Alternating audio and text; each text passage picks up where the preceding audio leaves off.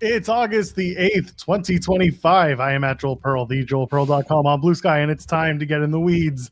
Fabulous Friday here on the Jeremy Lambert's favorite day, 8/8. Is that my favorite day? Well, because you're Jeremy Lambert, 88. And Oh, not okay. to not for the weird reason some people like to go out on a limb and assume. No, not at Let's all. not Not let's that. not Do do not go that. there. Not doing Yeah, that. It has to deal more with years of birth than it does anything else. But it is August yeah, the 8th. It is the 8th day of the 8th month. There we go. yeah. Let's not get me in trouble like some people tried to do about having an 88 in my username and be like, what does this mean? It means that was the year I was born, dummy. That means Exactly. I'm old. That's what it means. Sucks. Imagine coming after the Jew for that one, too. I'm the one bringing it up. Good Lord. Uh, There you go. Paul. I was like, I went straight there, and then I realized Joel would be the last one to do that. Like, yes, exactly. Would not do that. But there you go. The ratings man himself, Jeremy Lambert's here. He is the confirmed draw. Second highest viewership of the year. The only thing that was higher, they had to go to a whole different. I was gonna say continent, but that's wrong. That's a whole different body of land for. Country? Yeah, Mexico's a different country. Yeah, It is. country. I don't know, man. It's early. I'm tired. Buddy, Worked too hard this week. you don't got to tell me twice. This is my overnight. Listen, I already hate Fridays for the reasons people know. I'm up late doing TNA, and then I got to do this show in the morning, which includes a 6 a.m. wake up every day. But yeah, last night was a rough night for me. Doing toilet training with the toddler is it's hell sometimes. You Man. just throw them in there and hope they swim. Can I tell you? So last weekend, by the way, we have an interview in a few minutes. Mark Wheeler is going to join us. He's challenging for the Smash Wrestling World Championship at the Smash Wrestling Super Showdown show next Sunday. So we're going to have him on the show very shortly. He's got one hell of an interesting career that's been building. Really, really cool guy. So we'll get to him when he arrives in a few minutes. But when we took our kid to the library last week, we always bring like a little kid-sized toilet seat just in case. And we brought it. We said, hey, we're heading out soon, so let's go use the bathroom. So we put the toilet seat down. He sits on it. He's like, it's moving too much, which like it is because it's not the size, right? So it moves around, but it's not going to fall. It still fits. So we're like, okay, what do you want us to do? He's like, take it off. I'm like, all right, well, this is going to be interesting. So we take it off. We put him on the actual seat, and he's holding himself up. And we're like, are you going to be able to hold yourself up? He's like, yeah. 1 second later, sploosh, just falls into the toilet bowl. Hey, that's how they gotta learn. That's how they learn. And then we picked him. Well, that's the thing. So we pick him up, we clean him off. He wasn't too bad. He wasn't too wet. And then then he used the potty. Okay, he used the bathroom just fine. It was hilarious. Just toss them in there, let them swim. They're either gonna sink or swim, right? Isn't that the old adage? That Joel? is for swimming, yes, not for using the bathroom. No, it's for using the. It's for life. It's an adage in life that you can use that for life. That is how the NXT talent get treated: sink or swim. Yeah. 6-week contracts, and then you get cut. That's how it works. Man, I hope tonight is not a miserable night. Me too. Me I too. hope we get a nice, easy night, and we just gotta watch SmackDown with John Cena and Cody Rhodes and nothing else. But yeah. So next week they're in Boston for SmackDown. And the John Cena face turn came at the right time for that. You know what else has come at the right time for that? This King of the Hill integration that's been talked about. Oh, Cody's gonna do King of the Hill stuff. I need dork. I need a John Cena King of the Hill Boston integration on August 15th. Is King of the Hill Boston based? No, he's Texas based. Yeah, I was about to say I didn't think it was Boston. So who cares if King of the Hill? It's John Cena. You need John Cena to interact. No, Cody is the guy who wants to do it. Cody, he's got the flat top haircut, like Boomhauser looking ass. So Cody's gonna pull that off. You got that dang old Cody Rhodes, man. Yeah. I we'll see where it goes, but I'd like to think that a John Cena King of the Hill crossover would be perfect. Propane versus John Cena. I don't know if John Cena's into the propane. I mean, maybe John Cena. He grills. I'm trying to think of his time on Total Divas, if he made any of his own food or if he has like in-house chefs. I feel like John Cena is an in-house chef guy. He's got a lot of money. He's a big Whataburger guy. Is he a Whataburger guy? Well, his son is. Anyway, not important. I John guess Cena's a McDonald's guy. that's true. Yeah. John Cena's a McDonald's guy. It'll be Whataburger versus McDonald's in Boston. So they got to get the other burger shop. What's the Wahlburgers? Got to get them involved. Okay. All right, we're done. Let's get into it. Our guest is here. If he's ready for us, he can give us a thumbs up. Let's get him. He's backstage challenging for the Smash Wrestling World Championship next Sunday, August 17th at the Rec Room in Toronto at Smash Wrestling Super Showdown. We're very excited to welcome the one, the only Mark Wheeler this morning. Good morning. Wow, thank you. Appreciate it, guys. Of course. We're glad you can have it. We're glad we can have you. Yeah, I appreciate you joining us. Pull back the curtain. I had emailed Mark. I had set a scheduled email to send out to Mark to have him on the show. And my scheduled email didn't actually go out properly. And then I had to email him frantically yesterday and say, oh my God, I'm so sorry. Can we still do this? And thank you, Mark, because obviously you were able to. So here we are. And we're excited to talk to you this morning. You botched the spot, brother. I did. I did. And we were talking to my pal Steve Argentaro, who's been on the show. And he's like, it happens. And I'm like, I feel so bad. It's not the end of the world. We're good. This is why you can't do scheduled emails or out of office emails, Joel. Nick Khan would hate you. He would hate me. Yeah. Fired. Yeah, he would not get a WWE job with this kind of attitude. And fine. I like sleep. It's okay. So talk to us. You're facing Psycho Mike, someone who has been on some radars for very different reasons, but is also quite the intense wrestler himself. Talk to me about facing Psycho Mike for the Smash Wrestling World Championship at Super Showdown and how we got here. Well, I've known Mike for my whole career, so 10 and a half years. I wrestled Psycho Mike, at least 20 times in my life. Never, though, in a main event for the Smash title. I've been a Smash guy for a long time, but I've never really been at the cusp of being the main event. I've always been like close in tournaments, but never actually got a shot really to be for it. And I worked really hard to get there. And Mike's the perfect guy because, man, screw the body slam. Like, come on. I'm not getting body slammed. He calls for it. You know what's gonna come. Leave the ring. It's an easy strategy. Like, why guys stay in the ring for? Like, come on, guys. Like, but in reality, I have a lot of faith in this one because again, I know Mike, and I know as crazy as he is, deep down, Mike, I know the real you. That's all I'm gonna say. I get in his head. I was gonna ask for more depth of like who is the real Psycho Mike, but I can't tell you everything right now. Right. The match will happen, and I'll expose Mike. It's cool, no worries. Well, we gotta hold on. This is as I'd say, it's a family friendly show, but that's a complete lie. It's really not not family friendly, no, at all. We don't need to expose people, you know. Well, not exposed in a bad way, like as the person as the champ Mike is. That's all. Is he not really psycho? Is that what you're trying to hint at? Is no. He's okay. Definitely psycho. That part's accurate. All right. He's actually perfectly mentally balanced, Mike. Yeah, totally. He's totally mentally sane, 100%. Everyone knows that. You did some training with Trish Stratus at New Wave ahead of WWE Evolution. What was it like having her be there and for her? I would say comeback match. She just wrestled at Elimination Chamber, but comeback singles match, we'll say. Yeah. Trish is the coolest person I've met in my life, hands down. For what she's done and where she's been, she's the most humble person ever. She's wanted to she was in our space. She was very respectful. She wanted just to have a good time and learn and get back to where she was. And she picks it up like I've never seen anyone pick it up like back to where it was how many years ago. She's amazing. And to have the ability to have Trish in our school, our brand new school, which we were all kind of like, oh, wow, that's wild. And she on the show, she killed it. So like we were there for a while, and we gave her all the time we had and all the energy we had, and I feel like she took it and ran with it. So yeah, it was an honor. It was very cool. How did she land on coming to you guys? Because like you said, you're brand new. I know we'll talk about who's involved with the school, but also like, how did she come to New Wave in the end? Jody Threat.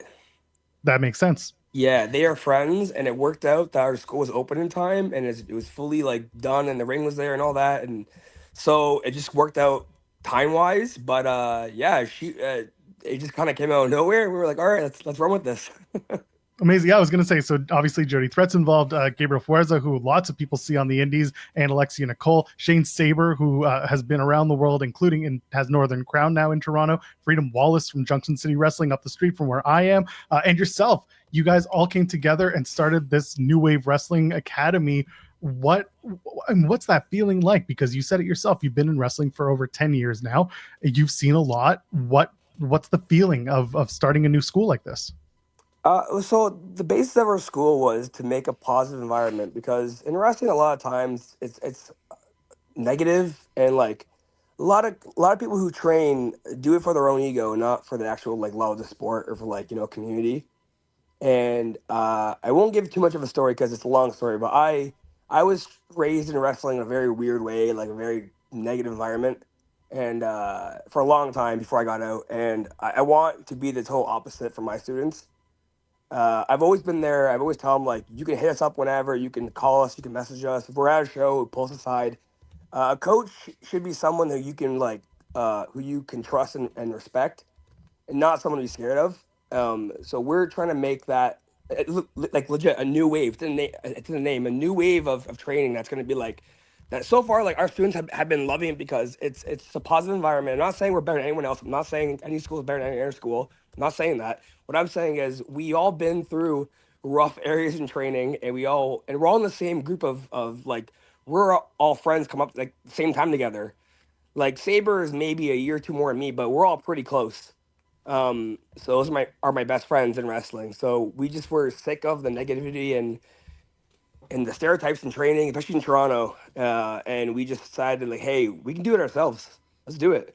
And then luckily, New Wave in the UK was very cool with opening in Canada. So we got very lucky in time wise, but it is very cool. Yeah. So that's the basis of it. And Ortiz has also been there a lot. I know Ortiz hasn't been on Yeah, AW television, but he was rehabbing, I think, a shoulder pec I believe injury. so. Yeah, But we yeah, had he's been up there. Ortiz. Yeah, we had Ortiz. We had RJ City come by, Oh, surprise. sorry about that. Yeah, no, we had yeah, Archie, yeah. He's the best, man. He's a character. We do love RJ. We just also love to Yes. make fun of RJ sometimes. Yes. I know RJ also since my first 2014 or something. My first ever match on a show that wasn't like a main show was a Comic-Con show. And I wrestled RJ in a tag match. Oh, you got a notification midway through that conference. Through that, we've been here before. Let's see. RJ's watching the show and is like, "Don't let these geeks bury me." Oh, sorry. You're back. This happens all the time. You either get a call or you get a notification. I got a call. I'm gonna put my phone on silent. 1 second. All right, no problem.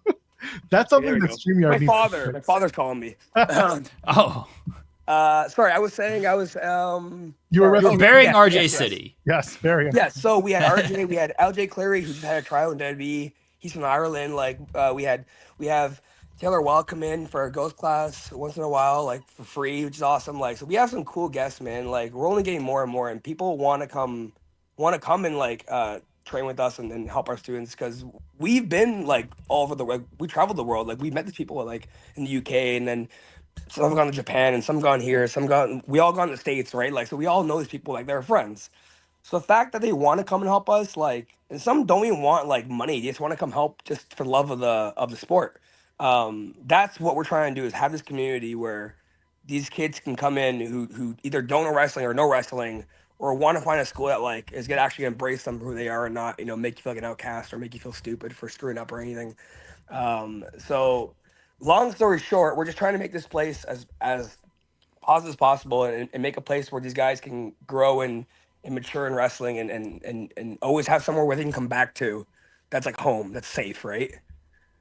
I gotta find a time to come and visit you guys and have some chats with those of you who are coaching there, because the second y'all opened up, I said this is different, and I think it's really cool. Everything you're saying is very much, it's a community oriented thing, and wrestling is so insular, but also supposed to be so much more than just the inside of it. And I think it's really cool that you guys are coming out and not only welcoming people, but encouraging people to not only try it, but also to be positive about trying it. Well, yeah, that's the thing, right? Because, like, in my opinion, and this may be biased, but I think it's honest, true opinion. I think pro wrestling is the hardest sport in the world. In terms of like having to have everything in top of the cutting a promo, having the gear, having the body, having the memory, having not getting hurt, not sleeping enough, driving 8 hours for a 5 minute match. It's a lot, right? I've driven like 15 hours for a 5 minute match and driven home same day. Like it's insane, right? It's real stupid. But like we do it though, yeah, for the love of everything. And at the end of the day, if we can pass off anything to our students, it's like just work hard, man. Because like anything I've ever gotten in wrestling, it was always been from just like grinding and working hard. Which I know is very generic. Generic of an answer, but like that actually is the answer. Is like if you just if you trust yourself and you don't get into all the BS in wrestling, it's a lot of it. Like you can do pretty well if you just kind of hold your head high and just like take the right advice and just do the right thing. Because there's a spot for everyone in wrestling. You have to find it. That's all it is, right? And like I said, I was raised in a wrestling world where if you did one thing wrong, like you were stupid, right? And then you were told to burn your boots and stuff, right? Which I think is crazy. That's a little old school, thankfully. It's kind of dead now for the most part. But yeah, I don't know. I just like being positive, man, and it's been nice having this place. I like and being in the scene where I feel like right now it's I don't know, not all over the world, but like over here where we are, Ontario, like there's some stuff, but it's pretty positive right now. Everyone's having a good time. Everyone's being pretty busy. Everyone's making okay money. Everyone's having a good time. So at the end of the day, like I think things are going okay right now. You've been part of a handful of mystery wrestling shows, Hmm. and I just want to know kind of what the vibe is like at the mystery wrestling. And Evo Uno, who, speaking of positivity, and a guy who seems to like to promote the good things about pro wrestling and the fun side of pro wrestling, working with him at these shows. They're fun. uh, I sometimes don't know who I'm wrestling until I get there, like legit. So they actually are a mystery. Yeah, the concept is cool. Evo Uno is a genius. Yeah, I've done the druid thing where you're in the druid hood and you get and you're in the four way. I've done a tag match. It was all tables. We broke like 19 tables or doors. I guess I think it was a four-way door match. It was ridiculous. I've probably been there 4 or 5 times, and it's just cool because like as a fan, you honestly don't know what you're gonna get, but you know every time it's gonna be like entertaining. And to have a show brand as mystery and it actually work, that's hard. Because like mystery could be like it could be anything. It could be like guys who are local. It could be all guys who are on TV. It could be a mixture. He has a very good mixture because his students are very good. Like, have you guys ever seen like Junior Benito, like McCray Martin? They're all very good. They're all good dudes, and like he's a good coach. So he has his base guys who are already there, which are already good wrestlers. And you have all the crazy names come in, and then these weird matches that like Sasquatch and fucking sorry swearing. I'm sorry. Oh, you're fine. Um, Whoops, I'm a wrestler. Sorry, we swear a lot. Yeah, you're fine. I'm trying to be so good right now. But yeah, no, it's cool. Like I've done a handful of them, probably five, and every time I go, I never know what I'm gonna get, and every time I end up having a good time. So they're fun, man. Let's talk about A1 wrestling for a second.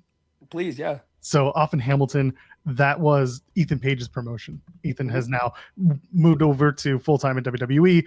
When we had Ricky Shane Page on our show way back, he was talking about running the shows for Ethan in his absence once upon a time. What's going on behind the scenes now at A1 in terms of, not necessarily like who's booking the show, but like who's more involved, who stepped up now that Ethan Page has moved on and away from running those shows himself? Good question. Yeah. A couple guys have stepped up. The guys who have been there for a long, like I'm OGA, not OGA one, but I've been there for a long time. Yeah, you have. And so the main guys who are helping really are like me, BMD, Yep, buddy. BMD, Yep. and another guy who's kind of not really in the wrestling scene, but he's another guy who helps out more at the ring and stuff. But this guy Reese, he used to wrestle back in the day. He's awesome too. But we kind of help operations while while people are away living the dream. Yeah. Is he still involved with some of the planning, or at least with A1? Because it was his baby for a long time. Yeah, I don't want to say too much on that That's because fair. yeah, but I will say Paige is the most passionate person for wrestling I've ever met in my life. He was my first wrestling mentor in terms of like getting me to the States. So and being a part of A1 is cool because A1 is my home. Like I'm from Hamilton. Like A1's my home promotion, and like that was the first show to really give me like opportunities against like names. Like I did a 3 month feud with Hornswoggle there, and we had a hardcore match. It was awesome, right? Like like you can't top that, right? Like, so I got my chops there really, and I learned how to be a real good bad guy there.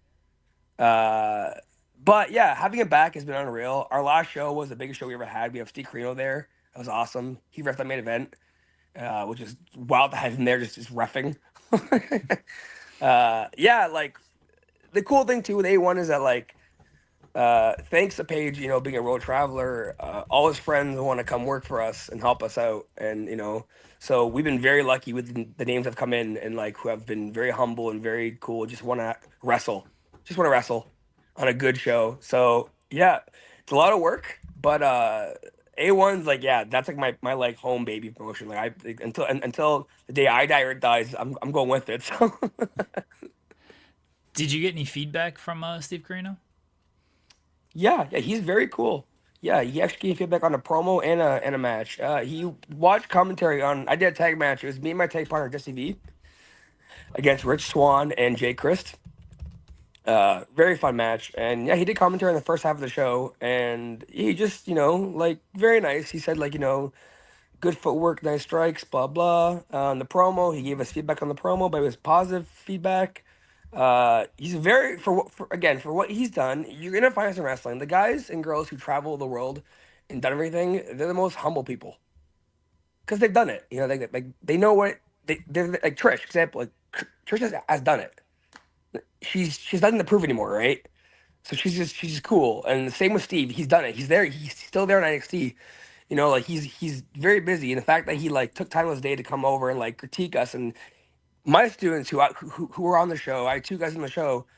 Uh, he was spending time with them, picking his brain apart, and he didn't even like try to rush him or anything. He was very cool. He stayed for like an hour or two after the show, like I'm pretty sure, and hung around and talked. So yeah, no, it was super cool.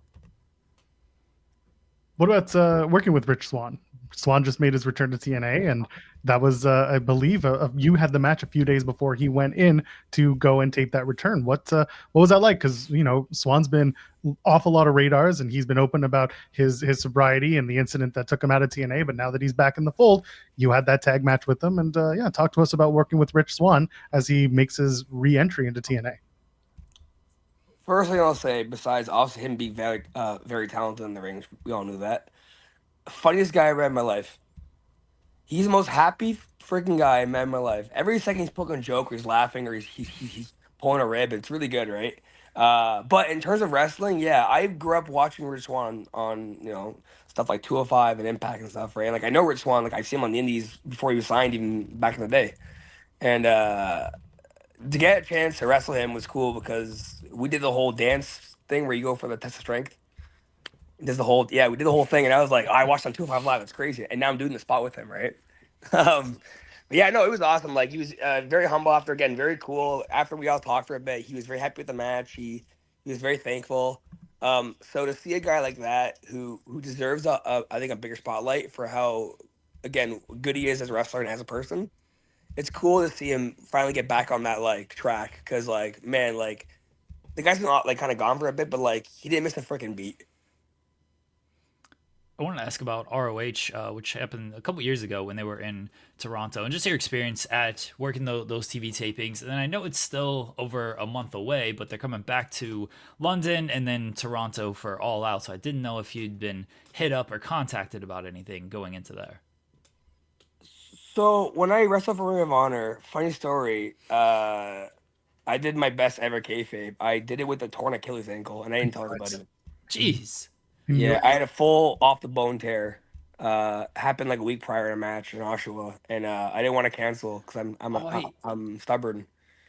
Yeah, I do see there's a giant gap between Yeah. that match and then your next match. Yeah, my last match before I took time off, I was already off. Surgeon told me it couldn't get any worse. Kind of like what Cody with his chest, right? Can't get any worse. So I said, okay.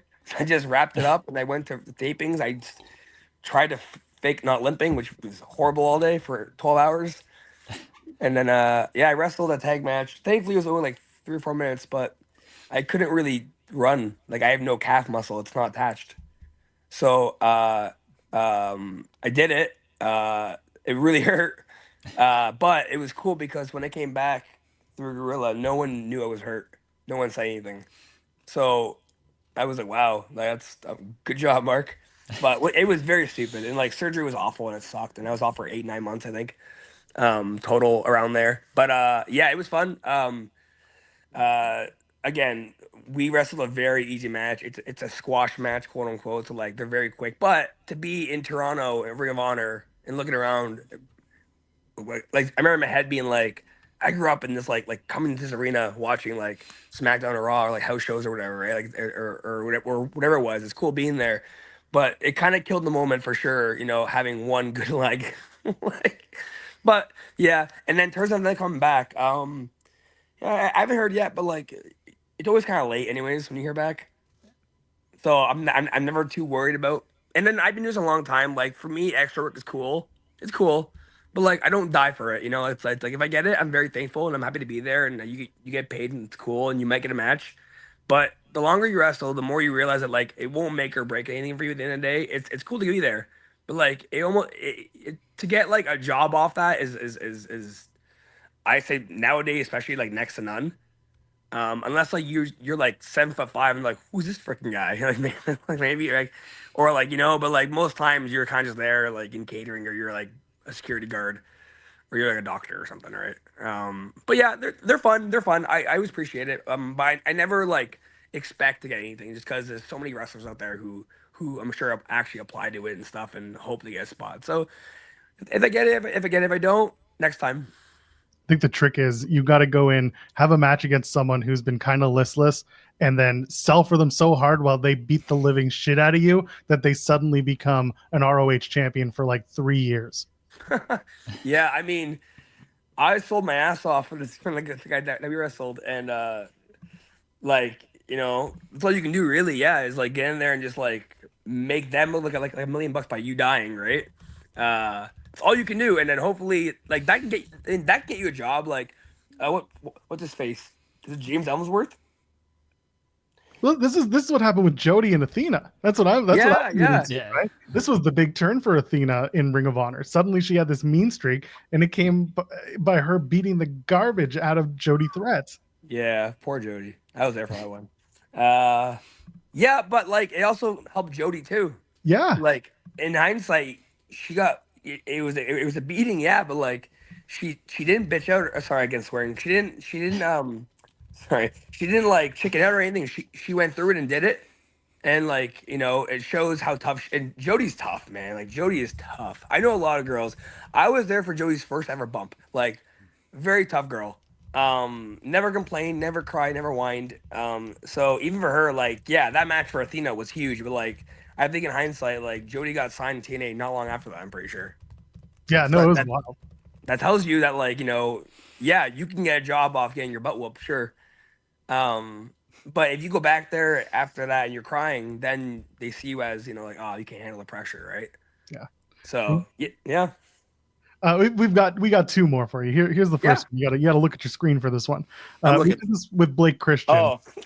Blake Christian once showed up to a match wearing a fedora. What is it with you wrestlers wearing fedoras to the ring? This is the thing you should do. Oh my God. What were you thinking, Mark? No, it's funny you say this because this picture came up like 2 days ago. Do you guys know who Nug is? Yeah, of course. Love Nug. Yeah. So Nug is at the time it was for Bear Wrestling. He was like a manager for his wrestler Lionel Knight, who's now retired. And Lionel wore that fedora to the ring. So during the match, to be a douchebag, I just put it on. It was like, look, I'm Lionel Knight, and like, and then there's a picture somewhere too of me getting kicked and it flying in the air. It's a really good picture. But yeah, that was like at a random Canada Day weekend outdoor, way too hot show. And I was just being stupid because it was a fun show, and then I like Lionel, and like, oh, it's a nice pink hat, sparkly. I'll put it on. That's really it. There's no crazy story. Just being stupid. Oh no, it's never a good story. It's always just a "what the hell were you thinking" kind of moment. Being stupid. Well, here's the last one. This one isn't so stupid. This is a game that we play on the channel. It's called Partner. Well, it's kind of stupid. It's called Partner, Promo, or Punch in the Face. I give you 3 names, people you know, work with, have a relationship with, and you get to choose which one you want to partner with in the ring in a tag team match, which one you want to punch in the face, have a singles match with, and which one you want to promo with. Grab a microphone, talk one-on-one, do a promo. You ready for 3 names? Sure. They're ones you're very, very well acquainted with because they are part of your new Wave Wrestling Academy. Jody Thread, Gabriel Fueza, and we'll take Shane Saber. Partner, promo, punch in the face. Oh, man. My best friend. It's hard. Okay. That's the whole point. I know. Sneaky. Promo, I want to say Shane Saber. Shane Saber is a very underrated promo guy, and he's funny if he wants to be. And I've known Saber so long that I feel like we could just make sure to laugh in a promo, but trying to laugh, you know, like it'd be good. But yeah, I think I wrestled Saber a billion times. Same with Fuerza, but Saber more. So like Saber is like my like guy. Like if we're in the States together on a show, we're probably wrestling each other.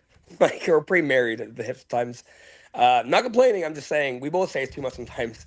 So just to get out the wrestling game, I'd say promo. All right. And then it was tag and singles, right? Yeah, punch in the face and tag. Yeah, punch in the face. Only because I think Fuerza. Because again, we wrestled so many times, but like he's so fun to wrestle. Because I think he's so underrated for what he's done. Like severely underrated, and like we've never had a bad match. Like we've had like okay, again, my opinion, very biased. Like could have been terrible for all I know, but like from what we know and how we work, we have very good chemistry in the ring together, and I like to punch him as a friend. So let's say that one, and then I guess tag would be Jody, and that answer is because I was there for like her first day in training. Like I was like kind of not the first ones, but like I kind of tried to help her get on the scene, like would kind of get her to shows and stuff. So what I'm saying is I take full credit for her contract. Where's mine? Attaboy. No. So that's my answer. I think I tag with Jody because the history's there. Have you two worked together? Like have you done a partner a tag team before? No, but we wrestled a bunch. Yeah, that much I remember. I didn't know if you've tagged up before. Those are answers. I love it. Listen, you're facing Psycho Mike. It's next Sunday, August 17th at the Rec Room in Toronto, downtown, right across from the Sky Dome, the Rogers Center, if you will, whatever you want to call it. It's Smash Wrestling Super Showdown. Go get your tickets at smash-wrestling.com. Wheeler, before you get out of here, plug your stuff, please. Yes, thank you. I'm the same everywhere. It's annoying, but it's at _first Mark Wheeler. I couldn't change that because there's probably a lot of Mark Wheelers out there in the world, so it's my name, my handle now. And yeah, Smash. I can't wait to embarrass Psycho Mike. And we'll see if you do. We hope you do. I will.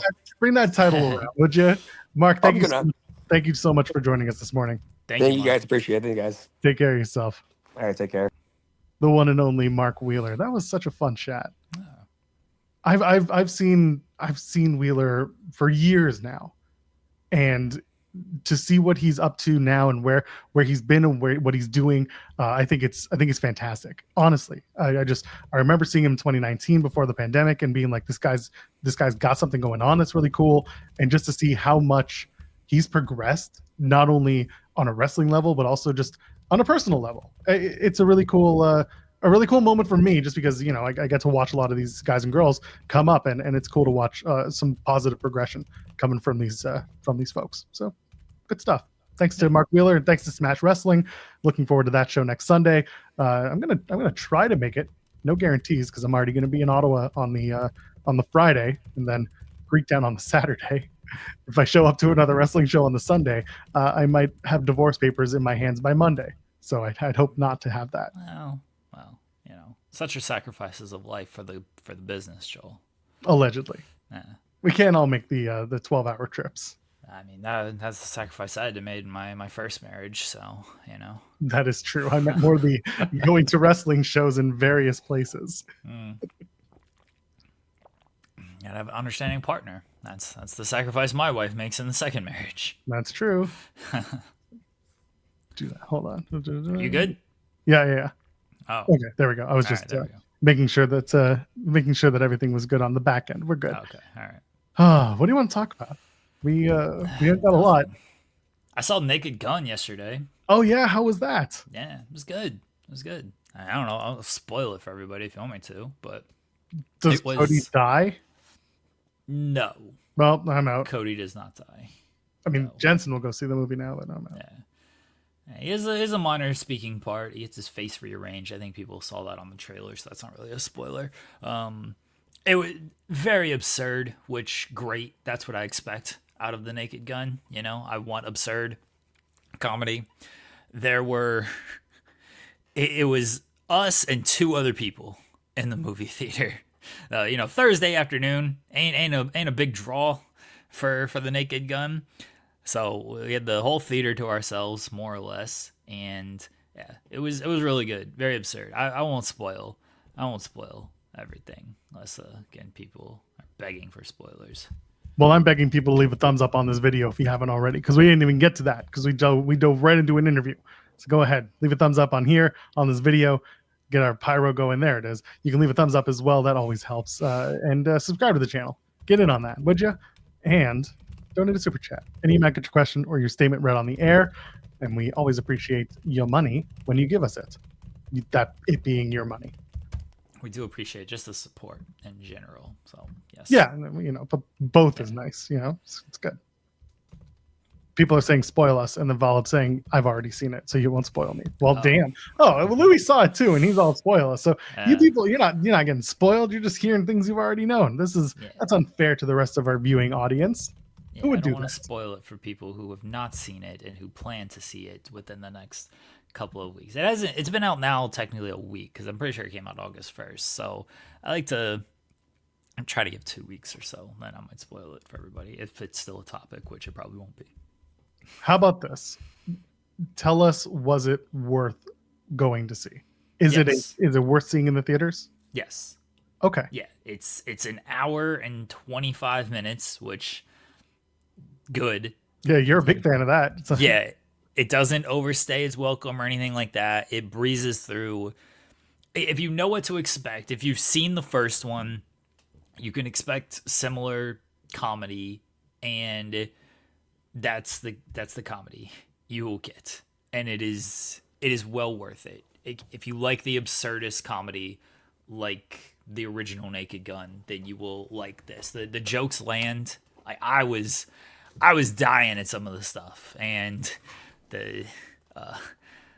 and again, there weren't many people in the theater, so it sounded very awkward when I'm like the only one laughing at all of this stuff, but I didn't care. Yeah, some of the stuff was very, even the first thing, the first joke of the movie, I was dying, and I thought it was hilarious. So yeah, I thought the movie was great.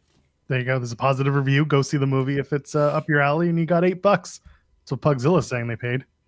I don't know how much. It was probably, I think tickets were like $8.50, and then we got a giant bucket of popcorn, which we completely ran. I can down some popcorn. Do you get the butter or the butter flavoring? No, the butter, they put the butter on there for you. Oh, do that? Oh, some places do, some people do. You know what's funny? In Canada, or at least for a while, it used to be that they would do the butter flavoring, or you'd pay the extra. So they have yeah, I know, right? But the margarine or butter flavoring, they put off to the side, you can get it yourself. But if you want to pay for the butter, they'll butter it up it's a whole thing. I haven't been to the theater since Super Mario. It's been 2 years. Yeah, we don't go to the theaters often, and usually it's a kids movie because we got all these kids. So this was a rare exception of going to theater and not going to see a animated or kids movie. Canada just puts gravy on their popcorn. Honestly, I'd be okay with that. That'd be delicious. Pop-teen? Is that it's called pop-teen? Pop-teen. Yeah. Pop-teen sounds like something completely different that I don't want anyone right. to know about. Oh my gosh. Good. I mean, maybe I'll go see the movie. How many jack-offs do you give it? 2 jacks up, 2 jacks off. 2 jacks on, 2 jacks off. All the jack-offs. All the jack-offs. I don't know what the rating scale is. Well, I mean, it's just like Dave's star ratings. It's all up to you, and you can break the scale however you fit. Yeah. It's very. I was thinking to myself, the most like trolly thing I could say right now on the internet about if you want to get tribalist on the whole Dave and his stars thing. So Dave gave John Cena and Cody a 5-star rating. Okay, that was his thing. Good. Oh, good. Yeah, so that's good. If you like the match and you agree with it, wonderful. If you don't, if you disagree, whatever. There's like part of me that wants to troll the Dave people, like the star rating people and the tribalists, and just be like, you ever notice how like WWE fans are like chasing 5 stars while like AEW fans are chasing 7 stars, as if like the wrestling's actually better there? And I'm like, I don't even want to start doing it, but part of me kind of crosses my mind. It's like WWE fans don't care or know to think about 6-7 star matches, whereas AEW fans, like, they watch a Will Ospreay match like, oh, this is gonna break 5. This is the Young Bucks, Will Ospreay, automatic 5. Now we're gonna break 5 and go to 6-7. And I'm like, I don't want to make this into a thing, but I've been so tempted to be a little troll about it. I'm not gonna do it. But I figured our chat would get it. No. Go ahead. Do it. Come on. I'm glad Cody and John Cena got a 5-star match. Well deserved. You want to get a super chat in? Get your finger on the button. Oh, okay. That's why I said it. That's unfortunate. I know. It's really tough. Vala, All right. Vanilla Fumble. I'm vanilla, baby. Is what we will call breaking the rules going to the future. Can't catch me time cop, he says. If today goes expected since it's earnings week. Yeah, the hope today is that it's a boring old SmackDown. Just watch the show, 2 hours, in and out. Great. That's it. Yeah. We know that history has shown otherwise, but we'll see. Ratings, not ratings. The earning call was, yes, it was Wednesday.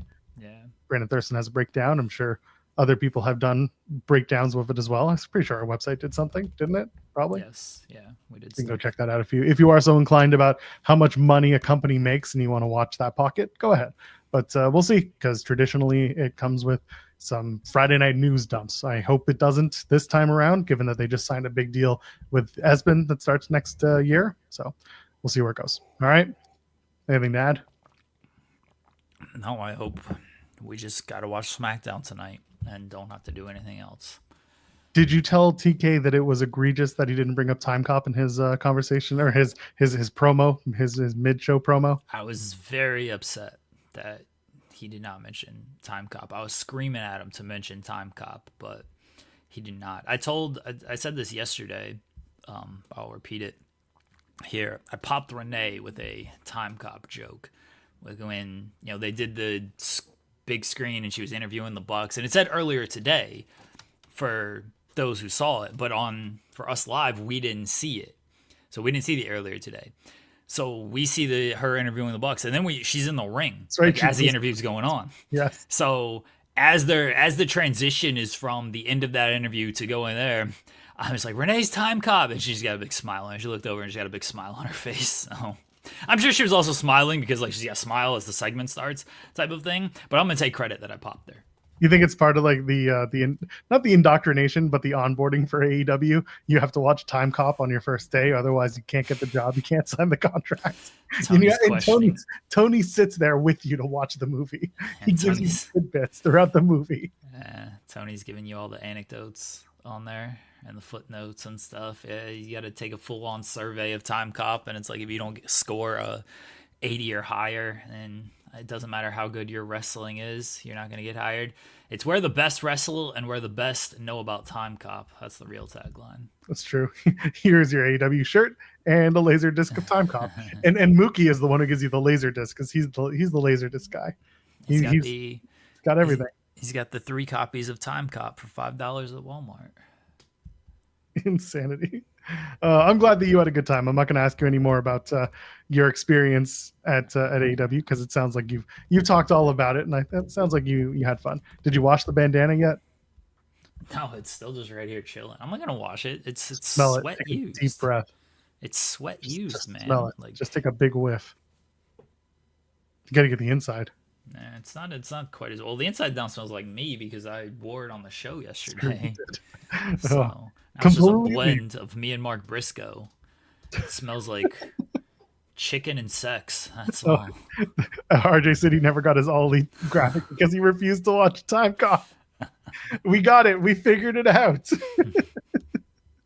I love the idea that he's like, I refuse. I will not watch. This is not cinema. This is above me. I refuse. You'll never get the graphic. I'll just complain loudly then. Save myself 2 hours and years of anguish. Oh, that's the way I want my RJ City.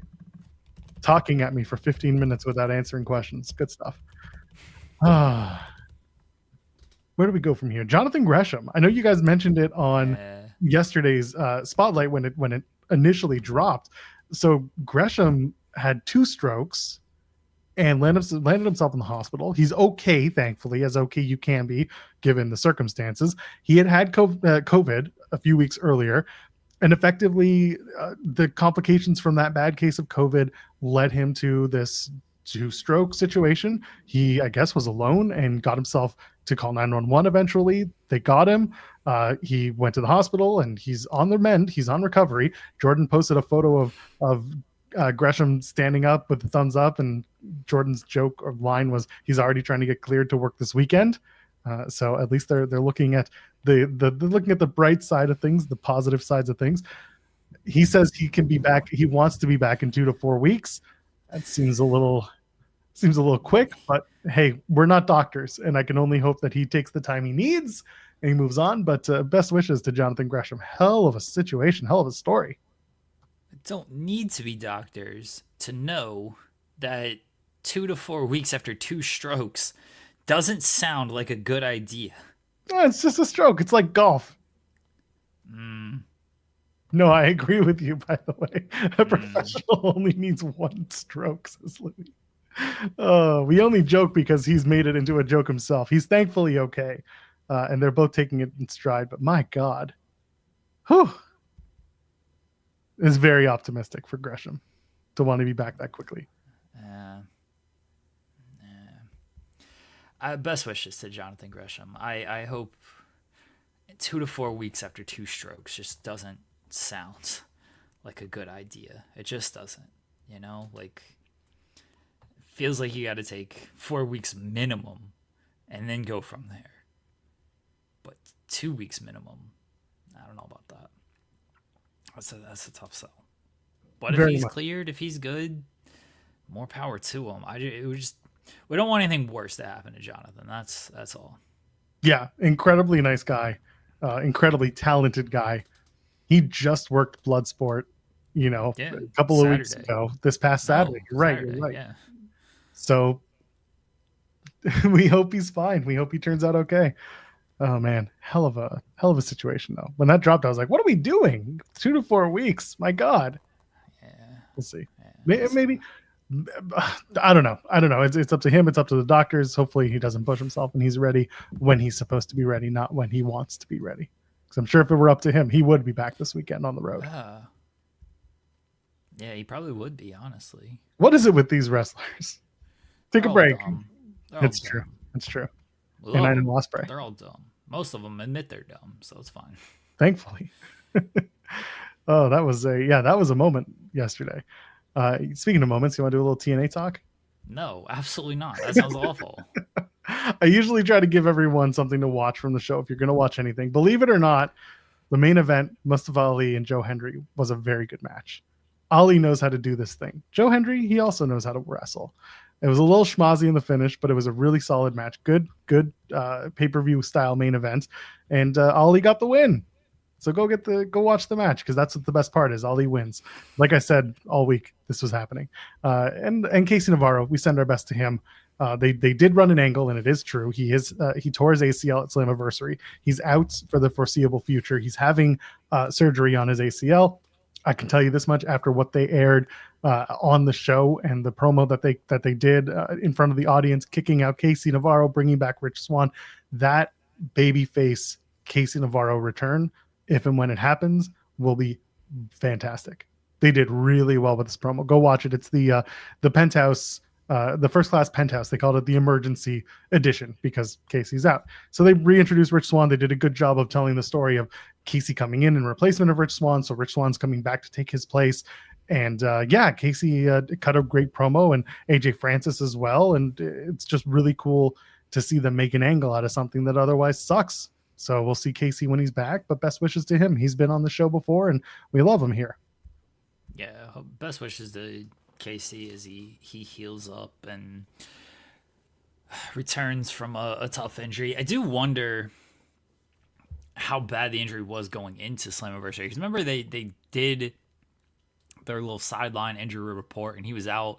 He was not cleared, and then he was cleared for Slammiversary, and then it seems like coming out of that, he got injured.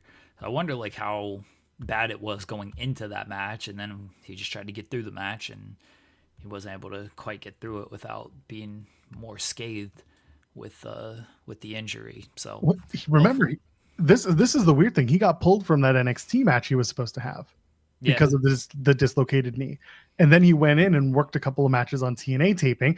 Honestly, that's kind of a bad look on TNA medical if you think about it, that the NXT doctors wouldn't clear him, but then he was cleared enough to do whatever at TNA, and then he did the Slammiversary match. Maybe by that point, but again, it was his knee, not his ACL. So the knee was real. The knee injury was real, but it wasn't so bad that he couldn't work on it.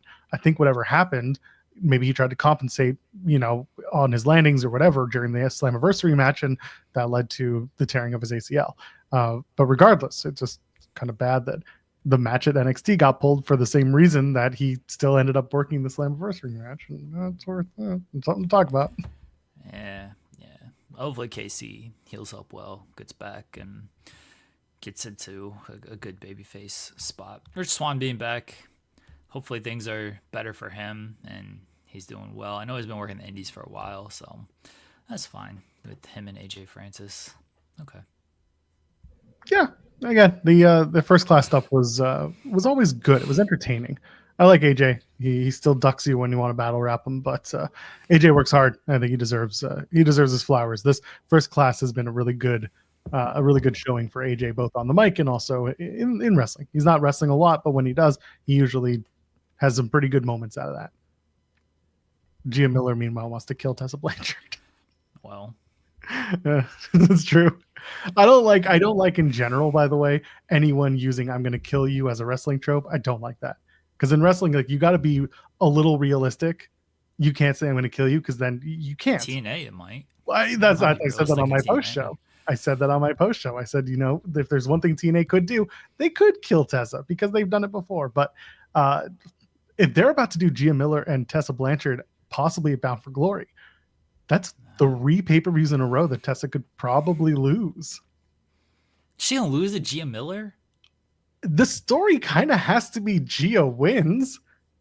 The Bully can't win this match. She's an announcer, though. The Bully can win the match. I mean, I don't think in this case this Bully should, but she's an announcer. I think it's likely you'll see Gia team up with Indy to take on Tessa and Victoria Crawford at not Emergence, but at the show after that, the one in Edmonton. Okay. Can she cross the board? Anyway, not important. You'll see a tag match that Gia either gets the win. It's something that sets up Gia and Tessa. But the whole point of the story is that, the Bully needs to get beaten. Unless they do it on a different show, it'd be weird. I think the Bully can win, and it's fine. Like that, it's heat. At some point, obviously, the Bully has to lose. But an announcer beating her seems a little weird. Well, that's why you do the tag match, to show that she's been in the ring. She's been working. Granted, like, she'd be facing Tessa, who is this, generational star, blah, blah, blah, Right. in the ring and has won world championships. Look, I'm fine if Tessa's losing. I'm not trying to defend, Tessa should win. It does feel weird that she's a former world champion, and she came in the way she came in, and she beat Jordan on Jordan's way out. And now she's just losing matches to Indy and Masha and Gia Miller. Like, okay, Masha, fine. Kind of talked about why that is. Yeah, Indy, all right. The Gia Miller things would be very, very strange. And that indie match wasn't good either, so No. like that's not helping anybody's case. But fine, if Gia Miller beats the shit and kills Tessa Blanchard on the show, okay, that'd be the biggest thing to happen to TNA in years. She got shivved in Lowell. This is the thing that I've been saying with Tessa. The person who brought her in left, got fired, and since then, Tessa has lost every major match she's had. Yeah. So I think there is some smoke to that fire. They're clearly not. They're clearly not doing the things they thought they were going to do with Tessa, especially with the pushback. They like her there. Some people like her. The people who have money invested in her like her, but they don't like her enough to trust that she's going to be their world champion anytime soon. Well, she shouldn't be the world champion. She's going to be Trick, is what I'm saying here. Can she be the Knockouts champion? I don't know. They got the title on a NXT talent right now, so that's another weird situation. If they're going to just go back to Masha, only because it's like, are we really going to go all the way to Bound for Glory just to get to another Masha JC Jane match while we're doing another Santana Trick match? Like, why didn't we just do this at Slammiversary and just have a good time? Or do one of them at Slammiversary and the other? Like, why are we doing the same story here? They tell like 4 stories in TNA. Again, Sami Callihan is threatening to retire if he doesn't beat Mike Santana at Emergence. In what world should they have Sami Callihan in 2025 beat Mike Santana, who is about to win the TNA World Title at Bound for Glory? Like, we just did this with Cody Deaner in this stupid. What are they going to do this? And then what? Sami Callihan's going to become a Death Machine Man and they'll put him under a hood? Is that what we're doing? Because it sure feels like you're doing it this way. Yeah, the Callahan stuff is okay. It's going to do like a DQ or something, so Callahan doesn't have to retire. Just let them retire. Just let these people retire and go backstage and work backstage. We know that Callahan has a great mind for wrestling. Watch Revolver. He's really good there. There's some good, really well booked stuff. Zeno, I was saying BFG is Return to the Jedi. I know they're all doing the Star Wars shit. They all think that, but like, if they think that Bound for Glory was Empire, Bound for Glory is turning into Attack of the Clones, because this is just not it, and they've proven it time and again. Callahan is El Hijo, the hometown man. So awful. My God. Jose asking, by Bound for Glory, would it be Santana and Trick for both TNA and NXT titles? If they do that, that is so unbelievably brain dead. Nah, Trick's not winning the NXT title. Who's winning the NXT title? It's not Trick. I think that's so you probably would do it with Trick, honestly, if you're taking Santana. I've said this since the night after Slammiversary. It should be a TNA guy goes in and wins an NXT title and says, okay, now we're now we're even somehow. Instead, it was Santino Marella going after Ethan Page, giving himself a title shot and losing, and nothing came from that afterwards, which is unbelievably stupid. Nah, Trick's not winning the NXT title. It feels like Javon is winning that number 1 contenders match, and Javon's the guy to get over on Oba. Javon's going to beat the TNA champion in a non-title match, and then the TNA champion is going to go on to defend his title against Mike Santana. Yeah, probably. If they keep cock-blocking Javon, that's equally stupid. They've been building to the singles match that they've never done with Trick and Javon. Sorry, with Javon and Oba. They need to get to that. Well, that's what they're potentially setting up for Heatwave. I mean, it's right there. It's Javon's just got to beat Trick, and then you do it. If Javon loses that match, I don't know what's next for Oba. Very hilarious that Oba on Tuesday is like, people talk about NXT, the future, and this great talent roster. Is like, I don't see it. I've beaten all these dudes. I don't know what y'all are talking about. We're like, you're right. Oba, the men's division is lacking because you have just kind of run through everybody, and they haven't really built up anybody else for you. But if when Oba loses, he feels like he's main roster ready, and they got to do something with him on the main roster. I just don't know what they're doing with him on the main roster. He should be there. He's good enough to be there. Some NXT call-ups just, they ain't got a whole big plan for, unfortunately. I am curious about the creative coming out of Bound for Glory, because the TV deal, and are they going to end up on Peacock? Is that a thing? Does NXT end up doing a new deal that they're exclusive to CW for TV, and then they get PLEs on Peacock, and TNA gets a Peacock deal? That's going to strengthen at least some of the synergy between NXT and TNA when it comes to airing shows, because now you're airing them on the same platforms, and at least that gives incentive for people to want to follow both brands, at least from where the titles are. It gives you that. So I'm curious where that lands and how much effort gets put in based on those deals. When I read this, by the way, so Labglass says Slater should be Ego, I was like, Heath Slater left Impact a while ago. But I know he means Leon Slater. But he should beat Ego.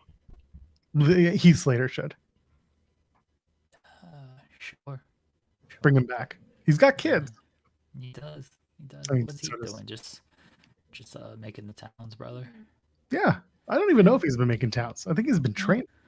Not good. Good on him. What is Heath Miller? What's he up to? Oh, why did I search by Slater knowing there's like 20 million of them? Heath Slater, rated 5.68 on Cage Match. Last wrestled July 20th in Hanahan, South Carolina. He defeated Alexander Moss. Who is that? Do you know who this is? Alexander Moss? Yeah. No. Neither do I. Okay. I didn't know if you had like an answer. No, he's the absolute truth. Okay. Why is everyone truth? Oh, never mind. We're not going to talk about this guy anymore. He retweets some problematic people. Anyway, all right. Anyway, Heath should come back. So, Rhino and Slater should read. Yes, they should be Fraxium. Fraxium don't even have a title right now. Yeah, Fraxium are on the main roster. So. That's fine. I saw Alvarez talking about TNA close to a deal with CW. There's another, there's more synergy. I still wonder how TNA plans to do a live weekly show, what their ideas are. How do they think this is going to work? Because it's two very different deals, getting a TV deal versus going live on the road, 52 weeks a year, and expecting your talent to be available 52 weeks a year. Your deals are going to have to change exponentially as a result. You can go to Full Sail, work there every month, and I'd be fine with that, honestly. Granted, it's going to be basically the same people who go to the PC are now going to go to Full Sail instead. So you're going to get a friggin', silo of the same people all the time. It's going to be a very close set. But if that's how they do it, then I guess everyone's going to Orlando. I don't know where else they could work if they do a live weekly show for TNA again. Back to Universal. Soundstage 23, baby. I think they like it how they have it set up now with you do the live show once a month and then the tapings after that. Feels like they're just going to keep doing that. The only problem with that is I like the idea of doing the Hardy compound for live shows. The only problem with that is they see the drop, right? They can fill out the live show. Let's say they got a 3,000 seat venue. They're going to get 30% of that the next night for a TV taping. And that's not enough for them. They'll have people come back for free. They lose money on those deals. But it's the virtue of their taping schedule. Live does better traditionally. Got to have a good product for that. But doing it live 52 weeks a year, where can you do it that you're not going to burn out your audience while still maintaining the cost associated with doing a live show every week? And again, paying your talent more because you're now going to have to bring them in or have them in every single week. What about that Skyway Studios that they used to use? They still have that? Go to Nashville, but Skyway doesn't really. You could do it. I don't think they've been to Skyway since the hurricane forced them there. No, there was that once hurricane tapings. Right. Yeah. But other than that, I don't know what TNA is thinking. They don't think. Do they? They just do. And then they hope it works out. And somehow it's worked out the way they've survived this long. Cockroach Company. But if you say it too loud, people get upset with you. Call you names. I don't think they can do live 52 weeks a year in different cities every single week. I don't think that's a sustainable model for them because I don't think they're going to draw enough people to do that. I mean, Dynamite draws 2,000, 3,000 people. TNA ain't drawing that weekly. We're talking Dynamite, the biggest show from the second biggest company, and it draws that number, which is fine for them. They got hot crowds. It works out. It's all good. TNA's gonna run these venues and what, get 500 people, 1,000 people in the building if they're lucky, and like it's cool for the 1 week, but you try to do this every week, like that, dude. If that live show they did coming out of Slammiversary sucked. Oh, so bad. And then you wonder why people didn't come back the next night. Like, well, if that's your live show presenting, I ain't coming back for this. Now imagine if you're trying to bring people in every single week for this stuff. AEW at least has a talent roster to support this. Like, oh, okay, I might get an MJF match. I might get a Hangman Page match or promo. Might get a I know Ospreay's sidelined right now, but might get an Ospreay match. Might get a Kenny match. Might get Swerve. Might get Okada. Like, you got top names that could wrestle on a weekly basis. And if they're not going to wrestle, maybe they'll at least make an appearance out there. What are you hoping for TNA? Maybe the Hardys will wrestle? Maybe Nick Nemeth will wrestle? Like, who are you legitimately hoping for to see in a match on a weekly basis? And who can you cycle? Like, you can't have these guys wrestle every single week because then that loses value. Who are you like legitimately cycling to be excited for on a weekly basis? To be like, okay, cool. I want to go see this person wrestle. I want to go see this match. They ain't got those people. Someone in the chat, Zeno Hour, mentioning the COVID bubble arena that the NBA used. Oh, I don't know if that's still a thing that exists. Yeah. Again, why wouldn't you just? If you're TNA, I mean, yeah, I guess it could be a thing, but it feels like TNA will just use Skyway. I don't know. I mean, someone in the chat had mentioned the opportunity to move to the PC and run the WWE PC. But then again, now you're doing a Tuesday and a Thursday show. Although there was also talk about TNA maybe taking Wednesdays if Collision's going to move to Thursdays, to which I say, why would you do that? Why would you go against the A show for AEW instead of, I mean, I get there is quote unquote optics there, but like, why wouldn't you just go against Collision and hope that it doesn't completely ruin your viewership that night? I froze for a second. What'd you say? So there's conversation about the potential of TNA moving Impact to Wednesdays and potentially opposing Dynamite, with the talk of Collision moving to Thursdays, to which I say, why would you want to go against AEW's A show and not their B show? But from a WWE perspective, they would want TNA there so that they can downplay AEW even more as a look, we're feuding, they're going up against TNA, and this is the viewership difference. There's like a hope there that they can turn a talking point into it, like they did with NXT.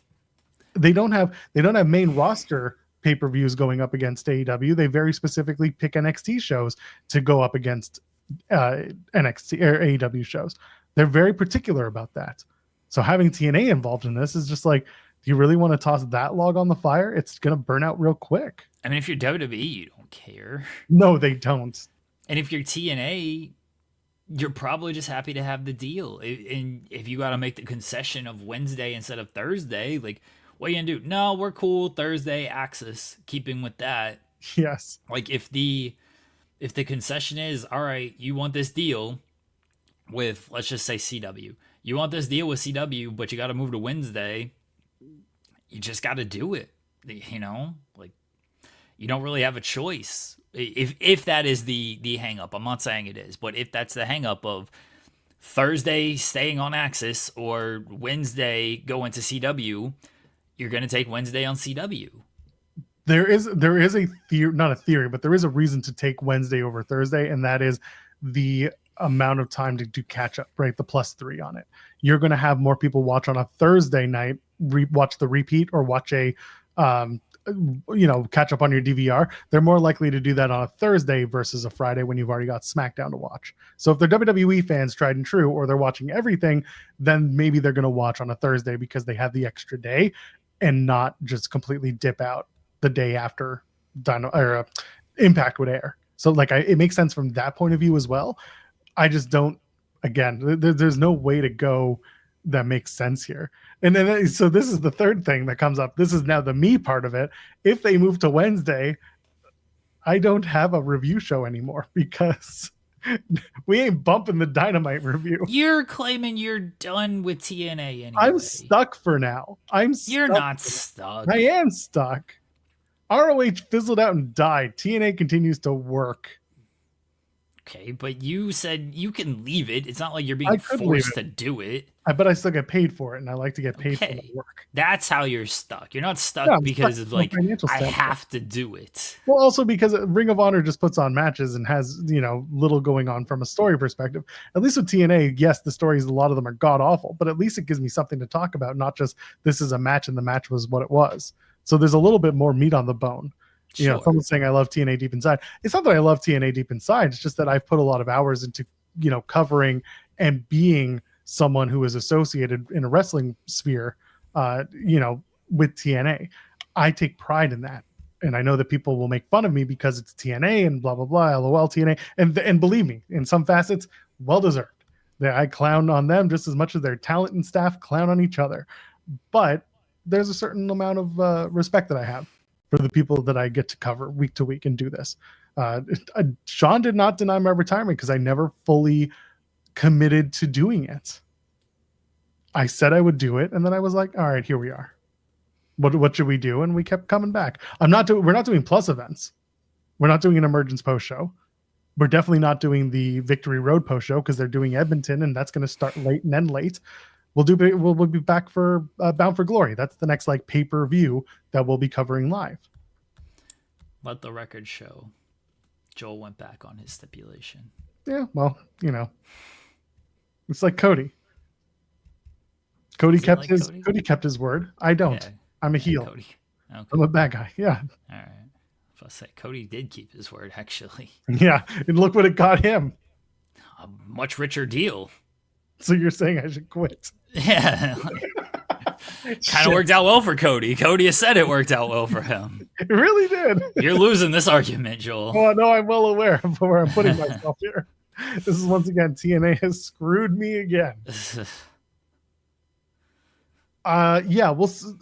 is the interesting thing is where their TV deal lands them. Because if AEW moves to Thursdays for Collision and TNA stays on Thursdays, then we're probably going to do a double review, and I can also ask for more money because I'll be covering two shows at once. That's nice. But on the other hand, if they move to Wednesday, then we're not doing a TNA review anymore. It's just not going to happen, or it'll become like a select thing, which I doubt they would do. So there you go. And Joel quits and gets more money from an offer and busted open. Listen, I'll go where money goes. Someone told Sean, what if In the Weeds got an ESPN deal? Like, we'll take it. Yeah, what is Sean be like? No, they can't leave. There's no contract for us to do any shows here. We do it for the love of the game, baby. Sean would be thrilled, I'm sure. That's true. He'd have a fucking headache in other areas, but he'd be thrilled for us. That's fine. He got Andrew Thompson back. Back to work, Andrew. Oh man, yeah. Someone in the chat mentioning the rumors of a PC Vegas. You could do TNA. Oh, could you imagine if they move talent to Vegas or fly them into Vegas? Oh, they'd all be poor in the first week. They'd be living in the sewers. They do have an In the Weeds on ESPN. It sucks. First take. They've got a segment called In the Weeds, and they deserve to be sued. They? Yeah. Oh. Yeah. Sean was talking about it. I was like, this is not cool. Can we sue them? We should. Probably not. We don't have like a trademark or anything on it. We should probably should have done that. Where's that wrestling trademark guy? Isn't that Mark Sterling? No, the other one. Oh, okay. The one who gave it to Max Caster and all those guys. Oh, right. Yeah. We got to get him. It was Mark Sterling. It's always no, Mark he Sterling. He did Jericho's podcast once upon a time, and that blew him up. Oh yeah, I remember that. I covered that. I still just thought it was Mark Sterling. He's involved too, but anyway, we'll see. Yeah, the TNA stuff. That's why TNA is still interesting to me. It's all the backstage stuff. Fightful does have better weeds than ESPN. Yeah. Tell your friends. That's why we're here. It's weird. Y'all are finding us, and I don't know how I feel about that. Our viewership grew exponentially after that garbage fire of a Monday show. Well, I think people appreciated that we didn't suck. Yeah. Fair. So good. However, we got to get there. We'll get there. I'm going to rebrand as JP from TO.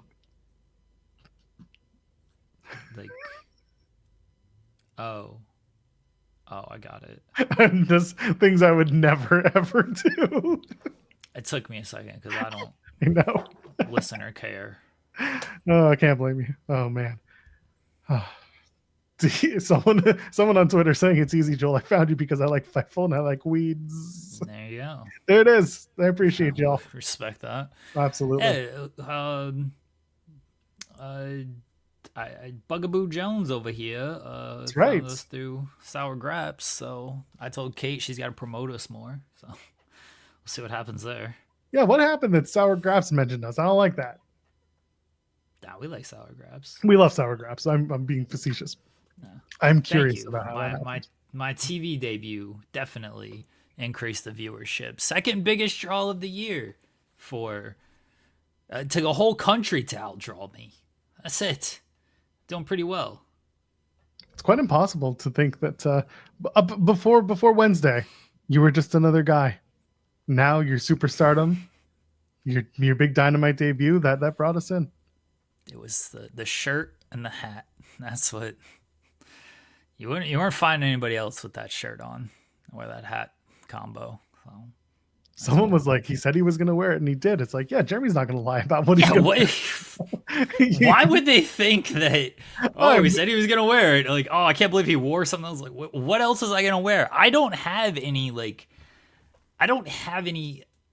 whole lot of wrestling shirts. I don't say I don't have any because I acquired some through like fandom over the years, obviously, but I don't have many AEW shirts. I legitimately think that's the only AEW shirt that I have. Like, what else?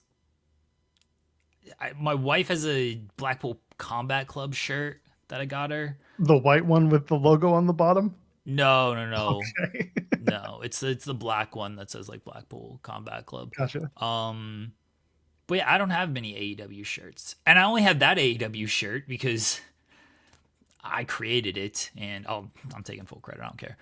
I created it, and they wouldn't send me one for free, but my wife bought it for me. That's the only reason I have that shirt. But yeah, what other shirt was I going to wear to the show? If I didn't wear that shirt, I probably would have worn like my SpongeBob shirt just to like stand out and look silly on there. Or I would have worn like my Avs Stanley Cup shirt, so I would have just been full championship regalia with a Thunder championship hat and an Avs championship shirt. Either way, you weren't finding anybody with that combo. But yes, the shirts. What else is I gonna wear? It's an AEW event. That's the only shirt to wear. I am attending the wrestling program wearing a full 3-piece suit and tie. I shout out to the people who wear like the Dumb and Dumber suits. So I know like that's a big thing. Yeah, there was one. You can see it in the Tony Khan photo. Someone's wearing the orange Dumb and Dumber suit. When I used to go to Hurricanes games when I lived in North Carolina all the time, these two gentlemen, they had season tickets, and they always wore, it was like on the glass by the penalty box, and they always wore the Dumb and Dumber suits, and they would like taunt the player in the penalty box, and it became like super famous, at least in the Carolina sense, for doing that. But anytime I see like Dumb and Dumber suits worn at games, I always think of those two guys and how they just harassed players in the penalty box wearing the Dumb and Dumber suits. So shout out to them. I hope they're doing well. No idea who they actually are, but I hope they're doing well. Do you remember when people would go with morph suits to hockey games in Vancouver. Morphed? More of the green suit guys. Oh, yeah. I was gonna pull up a photo, but there's one that I always specifically remember that gets pulled, and that's the guy twerking on the glass, and Oh, he's yeah. up against the back, and it's hilarious.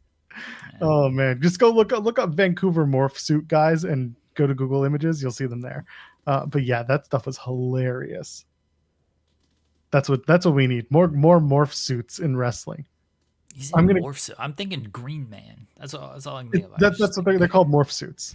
I don't like morph suits. Well, because Sounds on dumb. TV, because they're green, they're chroma, so you can put anything on Right. them. That's why they're called morph suits. I just like Green Man. That's fair. But yeah, that's what I want to do. I'm gonna go. I'm not gonna do this. I'm gonna go to the show in London, Ontario, and I'm gonna wear green morph suits to Dynamite. Good luck. See if they let me in. Yeah. We gave you front row. Big mistake, pal. I'm wearing a green morph suit to the show. Can you see? Doesn't matter. Tenders is saying, I want a classy wrestling event with suits and gowns. There were guys who used to go to Greektown Wrestling wearing full like suits and a tuxedo. It was two guys, two older gentlemen. Turns out I knew one of them through an acquaintance. So yeah, people do it. People used to do it. I'd love a black tie wrestling affair. Too bad wrestling fans do not own black anything ties. They own plenty of black t-shirts, but no black ties. Do you have a suit? Do I have a suit? Other than your wedding suit? Yes, I do actually. Amazing. I think. Proud of you. Yeah. Because it was the suit I had before I got my wedding suit. So yeah. Was your Sunday suit? I guess. Sure. It's better than your birthday suit.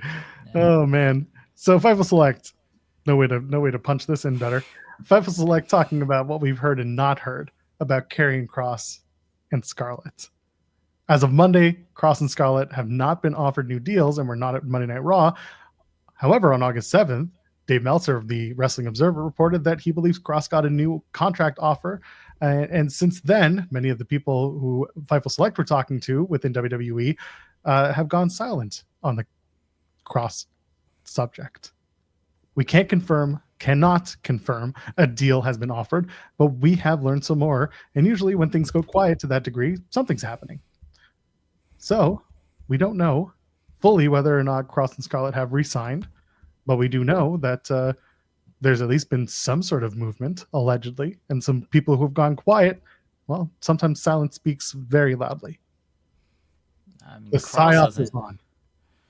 Kross hasn't gone silent because he's been doing interviews. That's true. And he has said, let me pull this up. He was on a 2-man power trip, and he stated, if our website decided to work for once, he stated, I'm still under contract. I saw a bunch of stuff online today. What is today? Thursday? I don't know when you put this up. Today's Thursday. I saw a bunch of stuff online today. I don't know where it's coming from, and I don't care to speak to any of that. But I mean, all I can tell you is the only way you're going to get the real story is when you get it from me. That's all I can tell you. I can't speak to any of the legitimacy of anything that is being recently reported. But I can tell you right now, everyone's going to know exactly what's going on very soon. So they're going to know. So as of today, Thursday, he says he's still under contract. There you go. Thank you for reminding me that I had to go back to our website to click publish on the scheduled article I had for today's episode that did not post because they continue to say miss schedule. Oh, it keeps missing his schedule. It misses all the schedules. It misses, the majority of schedules. Podcast in particular keep missing schedules, but even some posts are missing schedules, and I'm just like, it's been frustrating. It's been a month now, and it's been very frustrating. Still working on it. Thank you, folks, for your ongoing support with this website migration, because it's been a lot. Yeah, man. Birthday suit to Karrion Kross is a wild segue. He is a handsome man, that Karrion Kross. He is a gimp suit. So it took me a minute to remember that. Thank you. Jeff Hardy. Shout out to Jeff having that match. getting beat by Jeff Hardy in your second match. Good way to start. Good way to start. Someone in the chat saying, I'm convinced this whole contract saga is all for Unreal Season 2. I'm so nervous that this is going to be the ongoing comment when it comes to this style of reporting, the stuff that we do. Everyone's going to think that this is just going to be a storyline fed into Unreal. The Seth Rollins thing, the Kross story. It's like, what are we... if it turns out this way, I'm going to be so upset and so annoyed. Yeah. But with Kross, I mean, if he comes back and he's got a new deal, great. They should be there. I think Kross has been a good character on WWE television. Thought he's been doing very well for what he's been trying to get over and play. And the way that he emotes, the way that he speaks, the way he does his job is very good. I don't think that he's the guy who should be winning your world title right away, but he's certainly a guy that you want, to build up other characters that you're trying to put over. Kross is good for that. I don't understand why people are suddenly, saying, oh, it's a psyop. He's not that good. He had one promo. It's like, he got over largely through social media and the stuff he's been doing through social media, but it's worked and it's garnered him more TV time and it's gotten people behind him based on how hard he works on a character that he's been working on. So for me, I mean, Kross is a thumbs up because he gives a shit and he tries. He should be back there. He's a good character. He's a good promo. The wrestling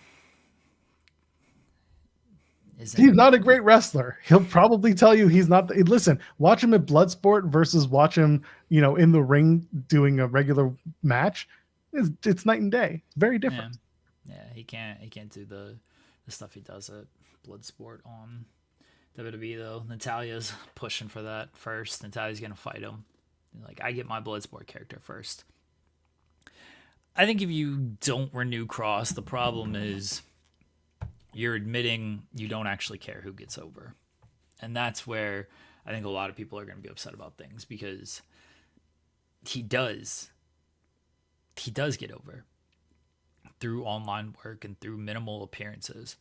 And it was like, well, he can get over the way we wanted him to get over, which is not at all.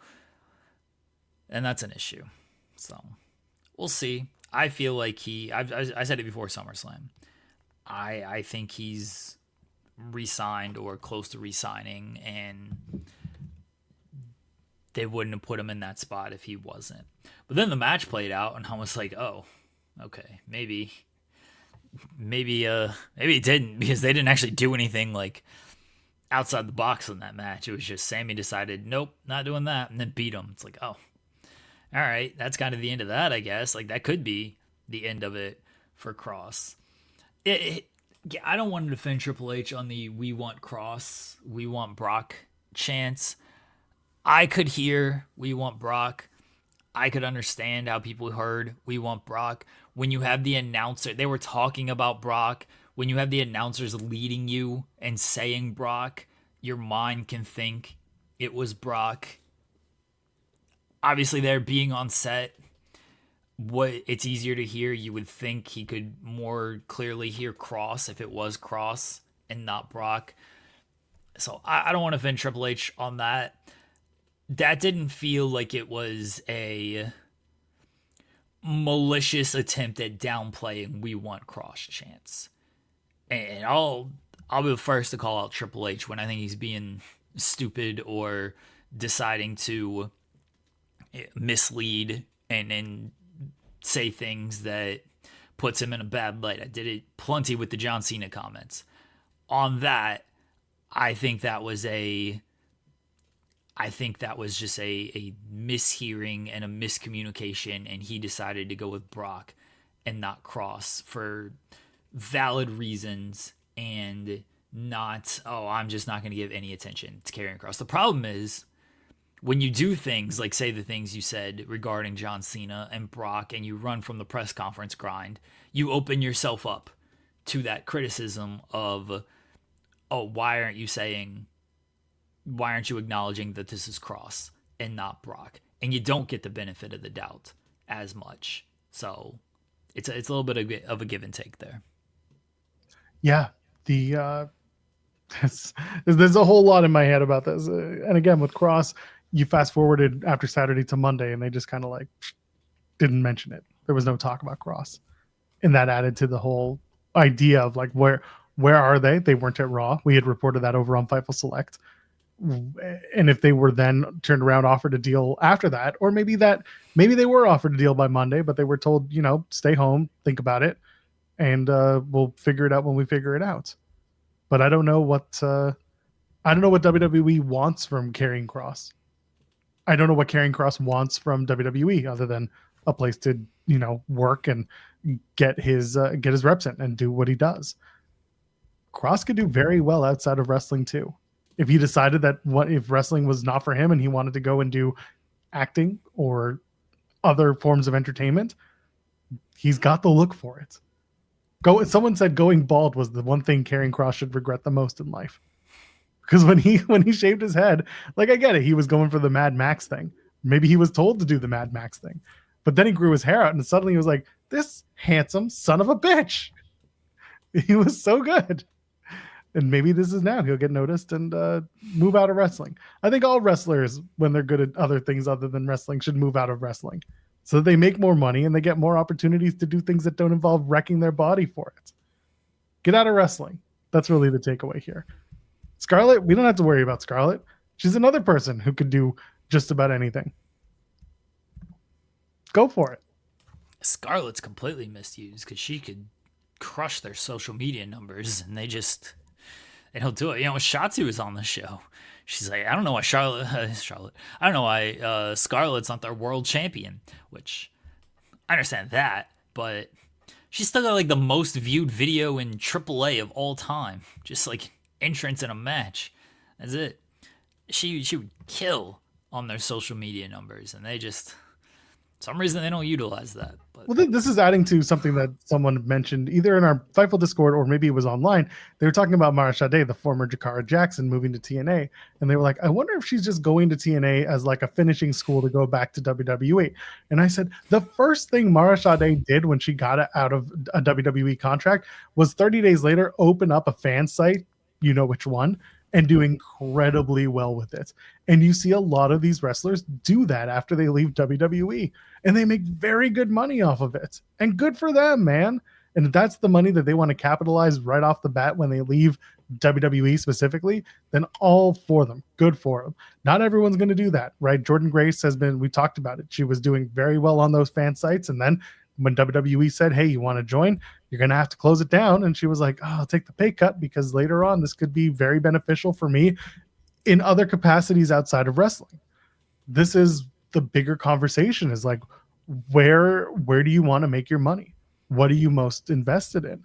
Scarlett could, if she so chose, do what a lot of these women are doing, but that's entirely her call. She would do very well, according to most, or at least taking from the data that we're seeing from other wrestlers who open those sites.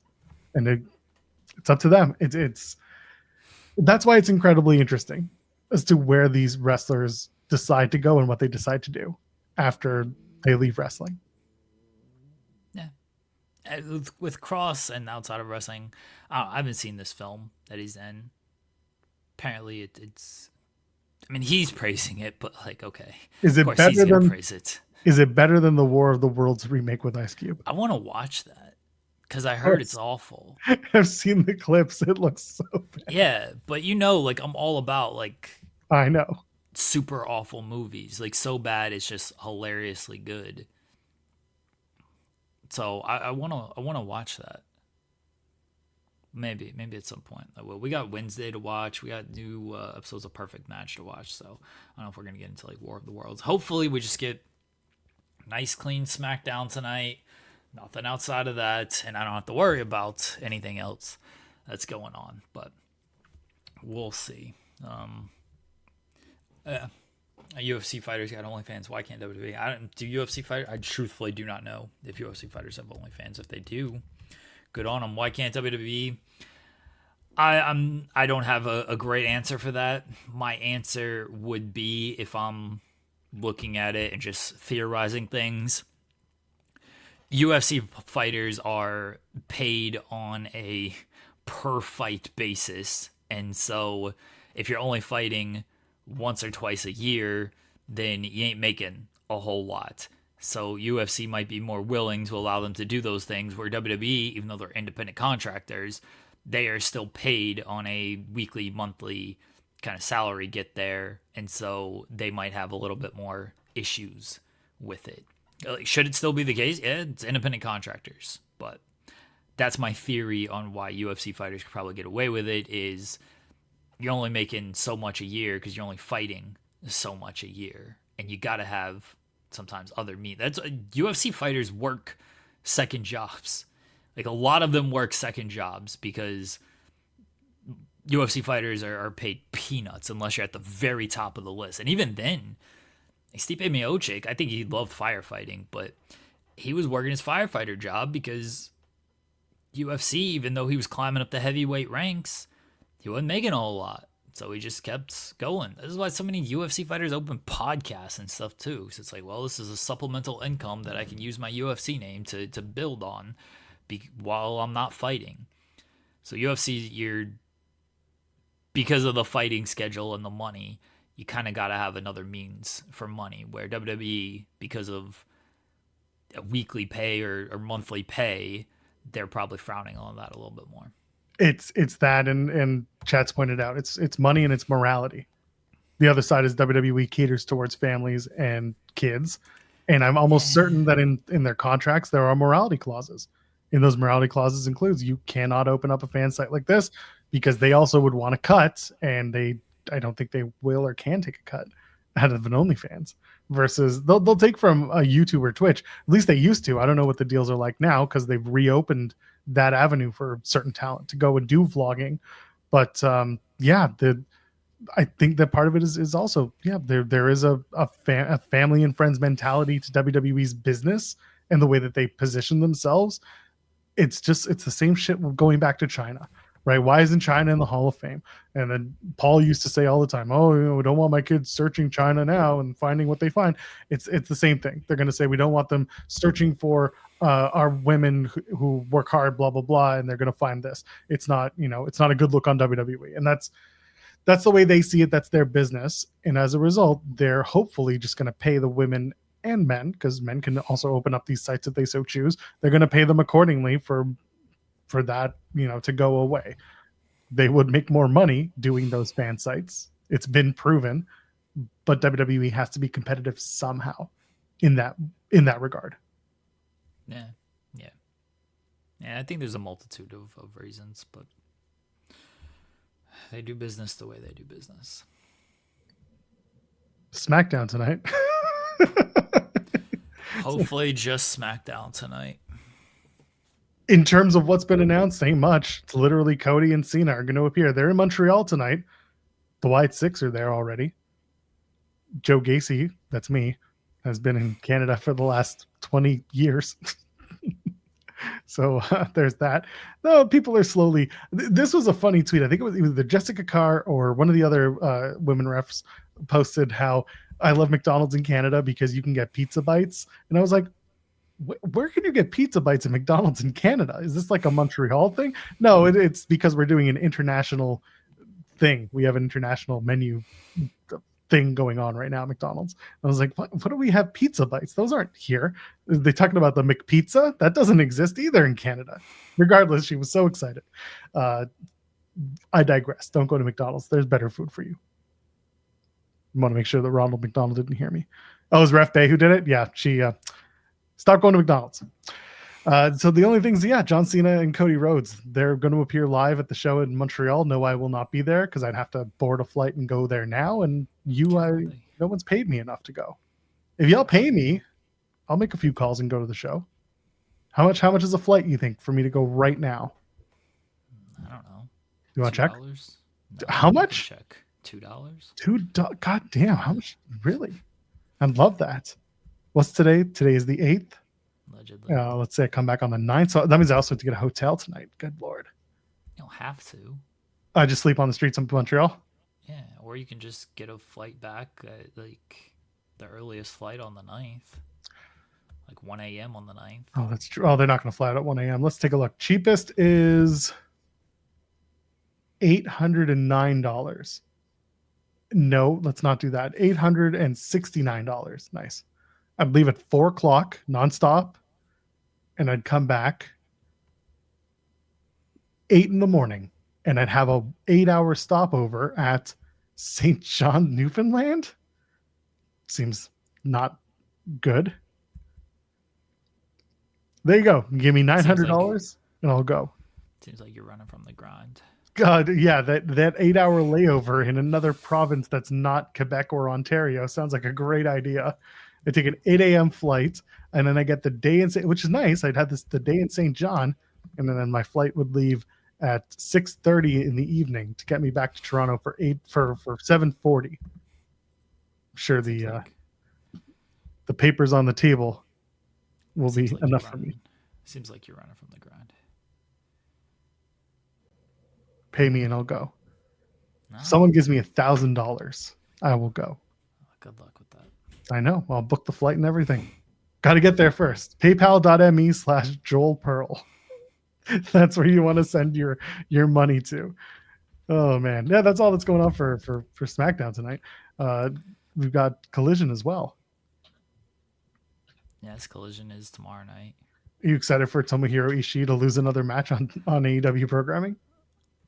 I won't be watching Collision live. Sorry to disappoint everyone. Yes, I won't be watching Collision live.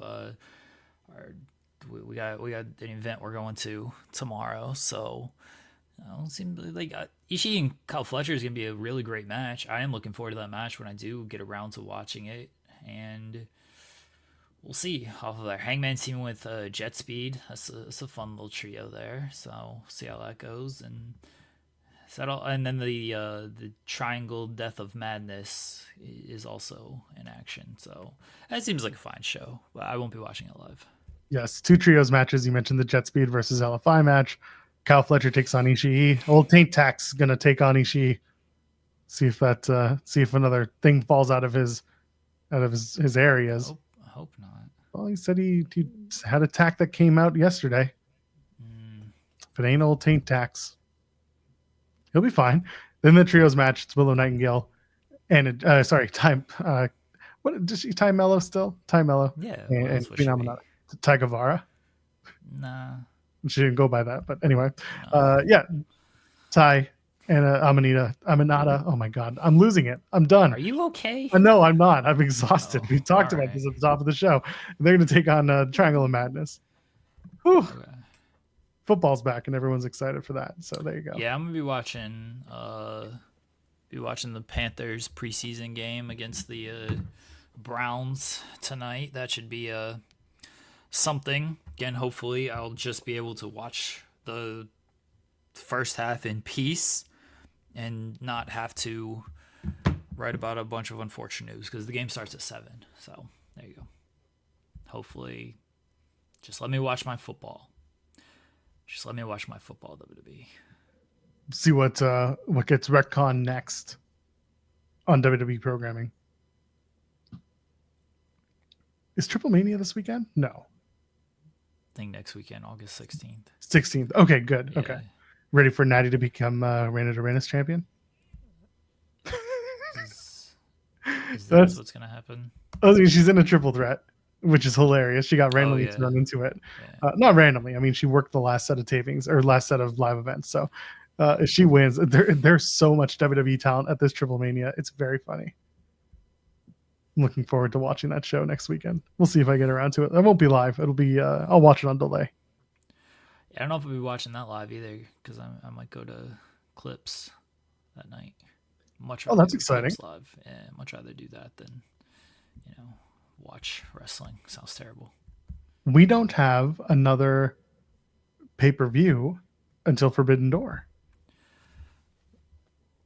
Good. Well, it's only 2 weeks. It's not like it's months away or anything. And next week, like you mentioned, AAA, which now has become a thing because WWE is part of it, and then the TNA is Friday next week. So we still got stuff next weekend, unfortunately.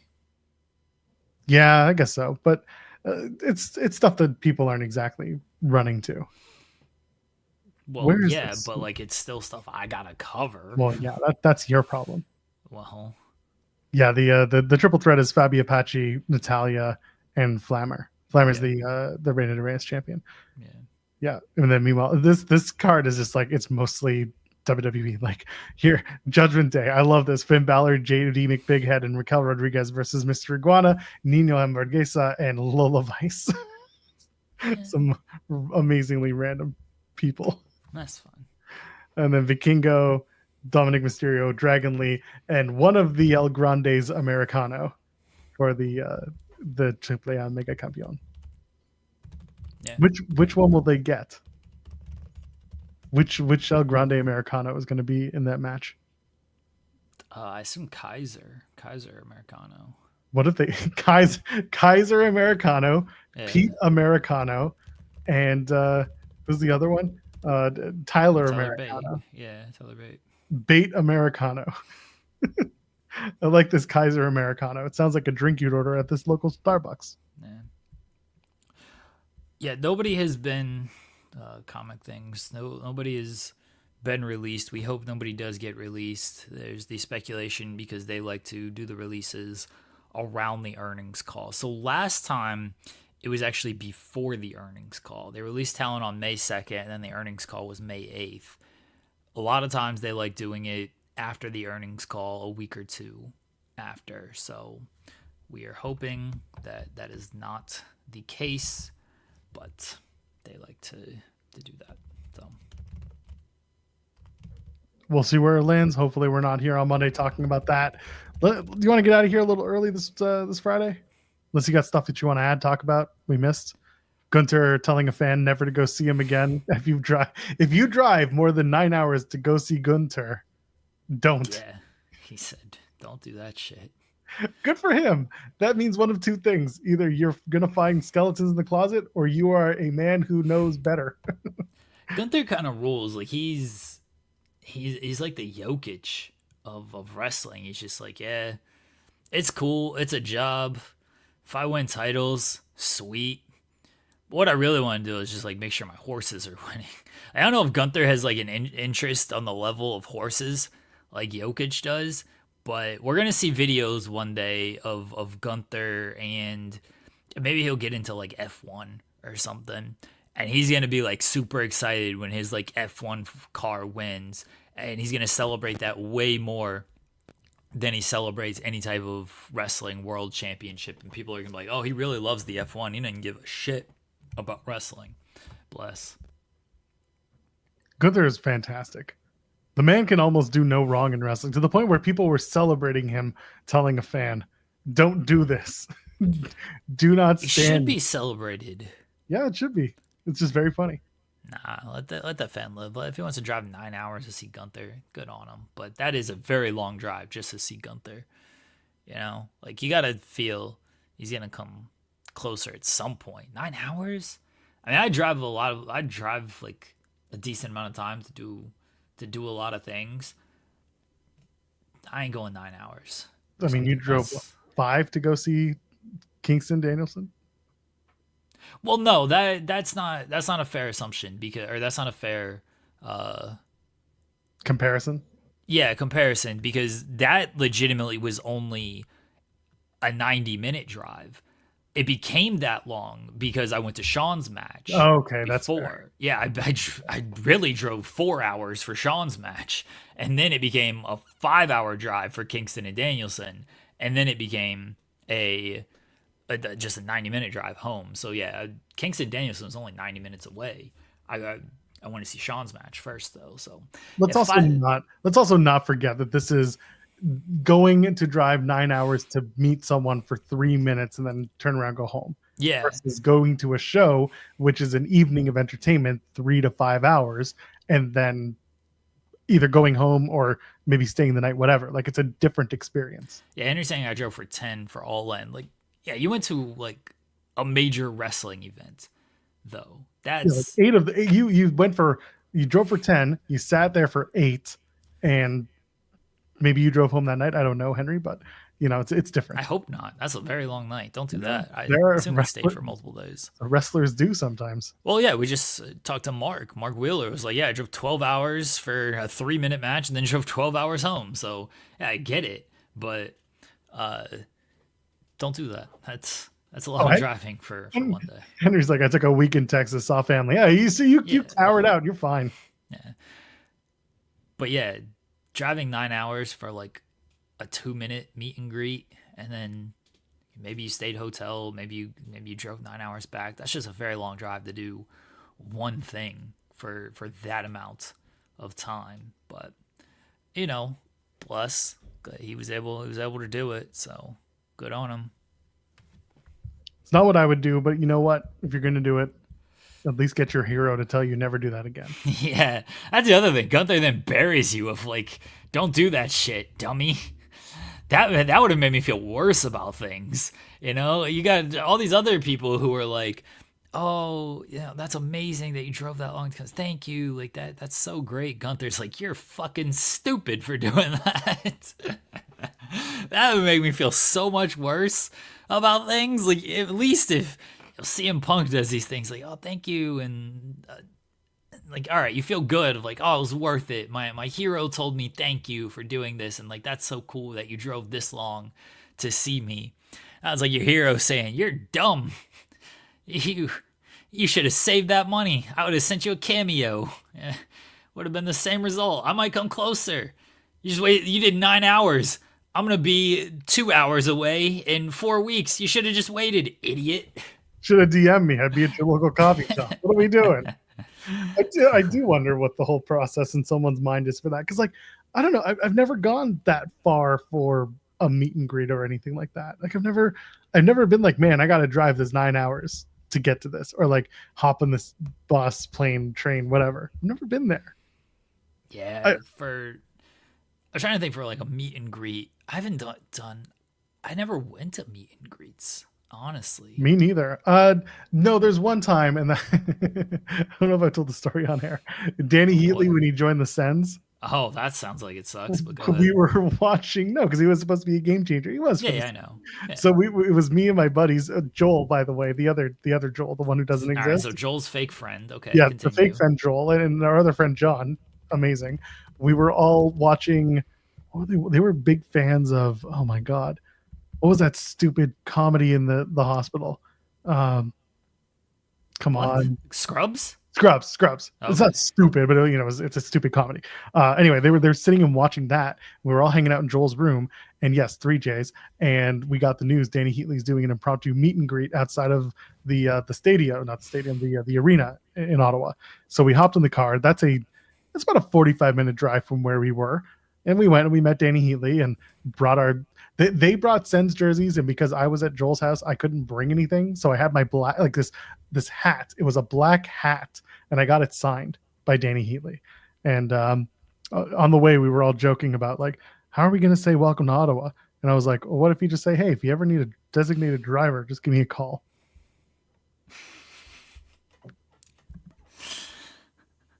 All right, fair. It was worth it for the joke, honestly.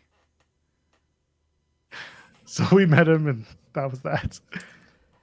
I never drove anywhere for a meet and greet. Like, I've done the meet and greets if they've been part of the event.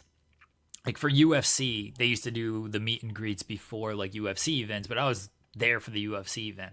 I got John Jones autograph somewhere in this house that might be worth something or might not be. Who knows? But there's a John Jones autograph that he signed like after he'd had like 1 or 2 UFC fights.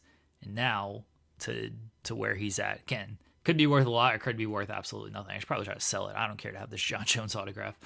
But that was like the only meet and greet I can remember. I'm sure I've done like wrestler meet and greets as a kid and gotten like some autographs, but it's usually like after shows. Like meet and greets weren't as big of a thing back then. I feel like when we were kids, maybe they were. I just never paid attention to them. And my friend went to Foley's book signing when the first book came out, and he got him to sign "Have a Nice Day." That was cool for him. I think he like skipped school to do that. That was the only part I was jealous about. He was skipping school to go meet Mick Foley. But otherwise, yeah, I wasn't big into the meet and greets. I had a Goldberg autograph somewhere. That might be at my parents' house, actually. Should bring it to him. He'll bury it. That's fine. It's been more than 2 weeks, Bill. Start telling your side of the story, brother. Have you considered tweeting him publicly? He doesn't run his socials. So I know we no. went through the whole thing about Yeah, that. I want to run his socials because I'd get him banned. It'd be funny. He hasn't tweeted since July the 9th. Really? That's cowardly. You didn't even tweet like after. No, it's all just old content. It's all WCW old content. And then they just stopped tweeting. This is why I got to run the socials. I'd keep that shit alive. I mean, I'd get people in trouble, but it's Goldberg. Who cares? What are they gonna do? It's true. People are gonna try to fight Goldberg because of shit that I tweet. That'd be the funniest part. Is people coming up to Goldberg like, "Hey, why'd you tweet this shit at me?" And Goldberg's like, "Huh? What?" But it's like Goldberg. You know what I mean? Like, well, that's kind of the best part. You get who's fucking with Goldberg? You get more content out of it because someone will inevitably take a video of Goldberg fucking up some dude who had a problem with Goldberg's content. Right, like suddenly we're starting a viral campaign. Who wants to step to Bill Goldberg? Who's fucking with that dude?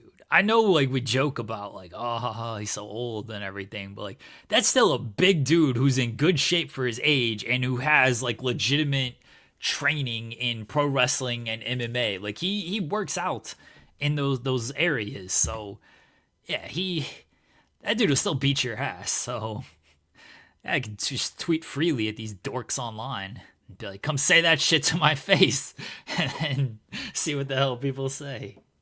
Let me run your account, Goldberg. That's what I'm trying to get at here. Let me run your social media account. It's time. Goldberg needs to step up his game.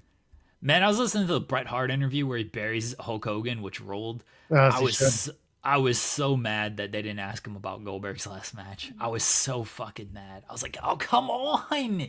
You have Bret. You're asking him about Hogan. You mentioned Goldberg, but you didn't, man. Like, oh, what'd you think of Goldberg's last match? Like, come on, man. It's right there. Why do these people not ask any good questions? Because then they open themselves up to scrutiny from the media, which is what they should probably open themselves up to more in this case. Just everyone wants to know about what Bret Hart's thoughts on Goldberg's last match. That's the most important question in the world. The SEO would be through the roof. Oh, and they didn't do it. Like, come on, man. Come on. Hey, it's Conrad Thompson. You're listening to You're Next. I mean, Goldberg's got his own like CarCast gimmick, but it's a dumb name for a show. CarCast. Well, I mean, it's fine. Yeah.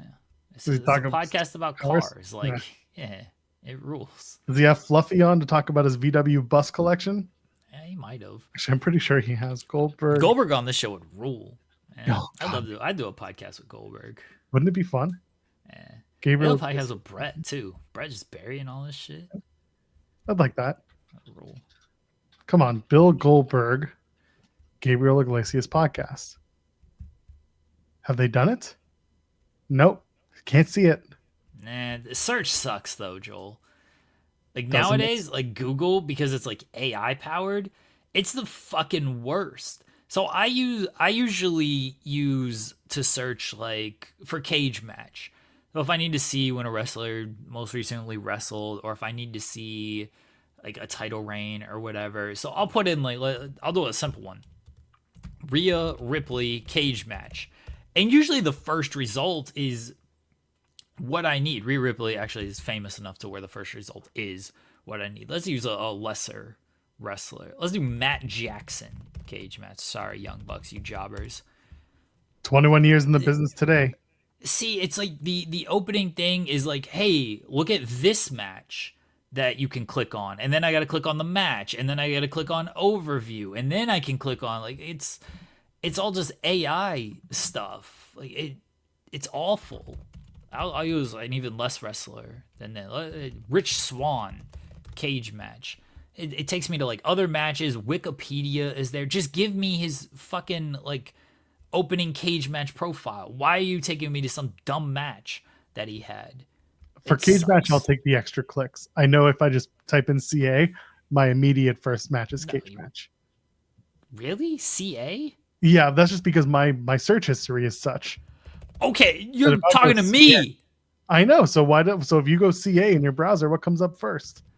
All right, let's say if I do Kushida CA, No. You go CA and it should auto pop up with cagematch.net, the main page. Like, yes, it's an extra stroke, but at least you get it.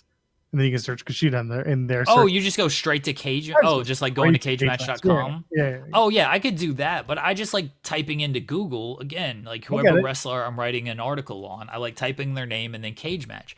The first hit should be their cage match overview profile, not other matches. Kushida versus Rich Swann. That should not be the first hit. When I type in Rich Swann cage match, it should be his just profile. No, it didn't used to be this way. This is my problem. I know that. They now suck. They didn't before. Now they do. All this to say, Brett, Bill, come join the show. You can have the Sunday show. Can you imagine the Brett and Bill experience? Bret Hart, Bill Goldberg talking about wrestling in today's society.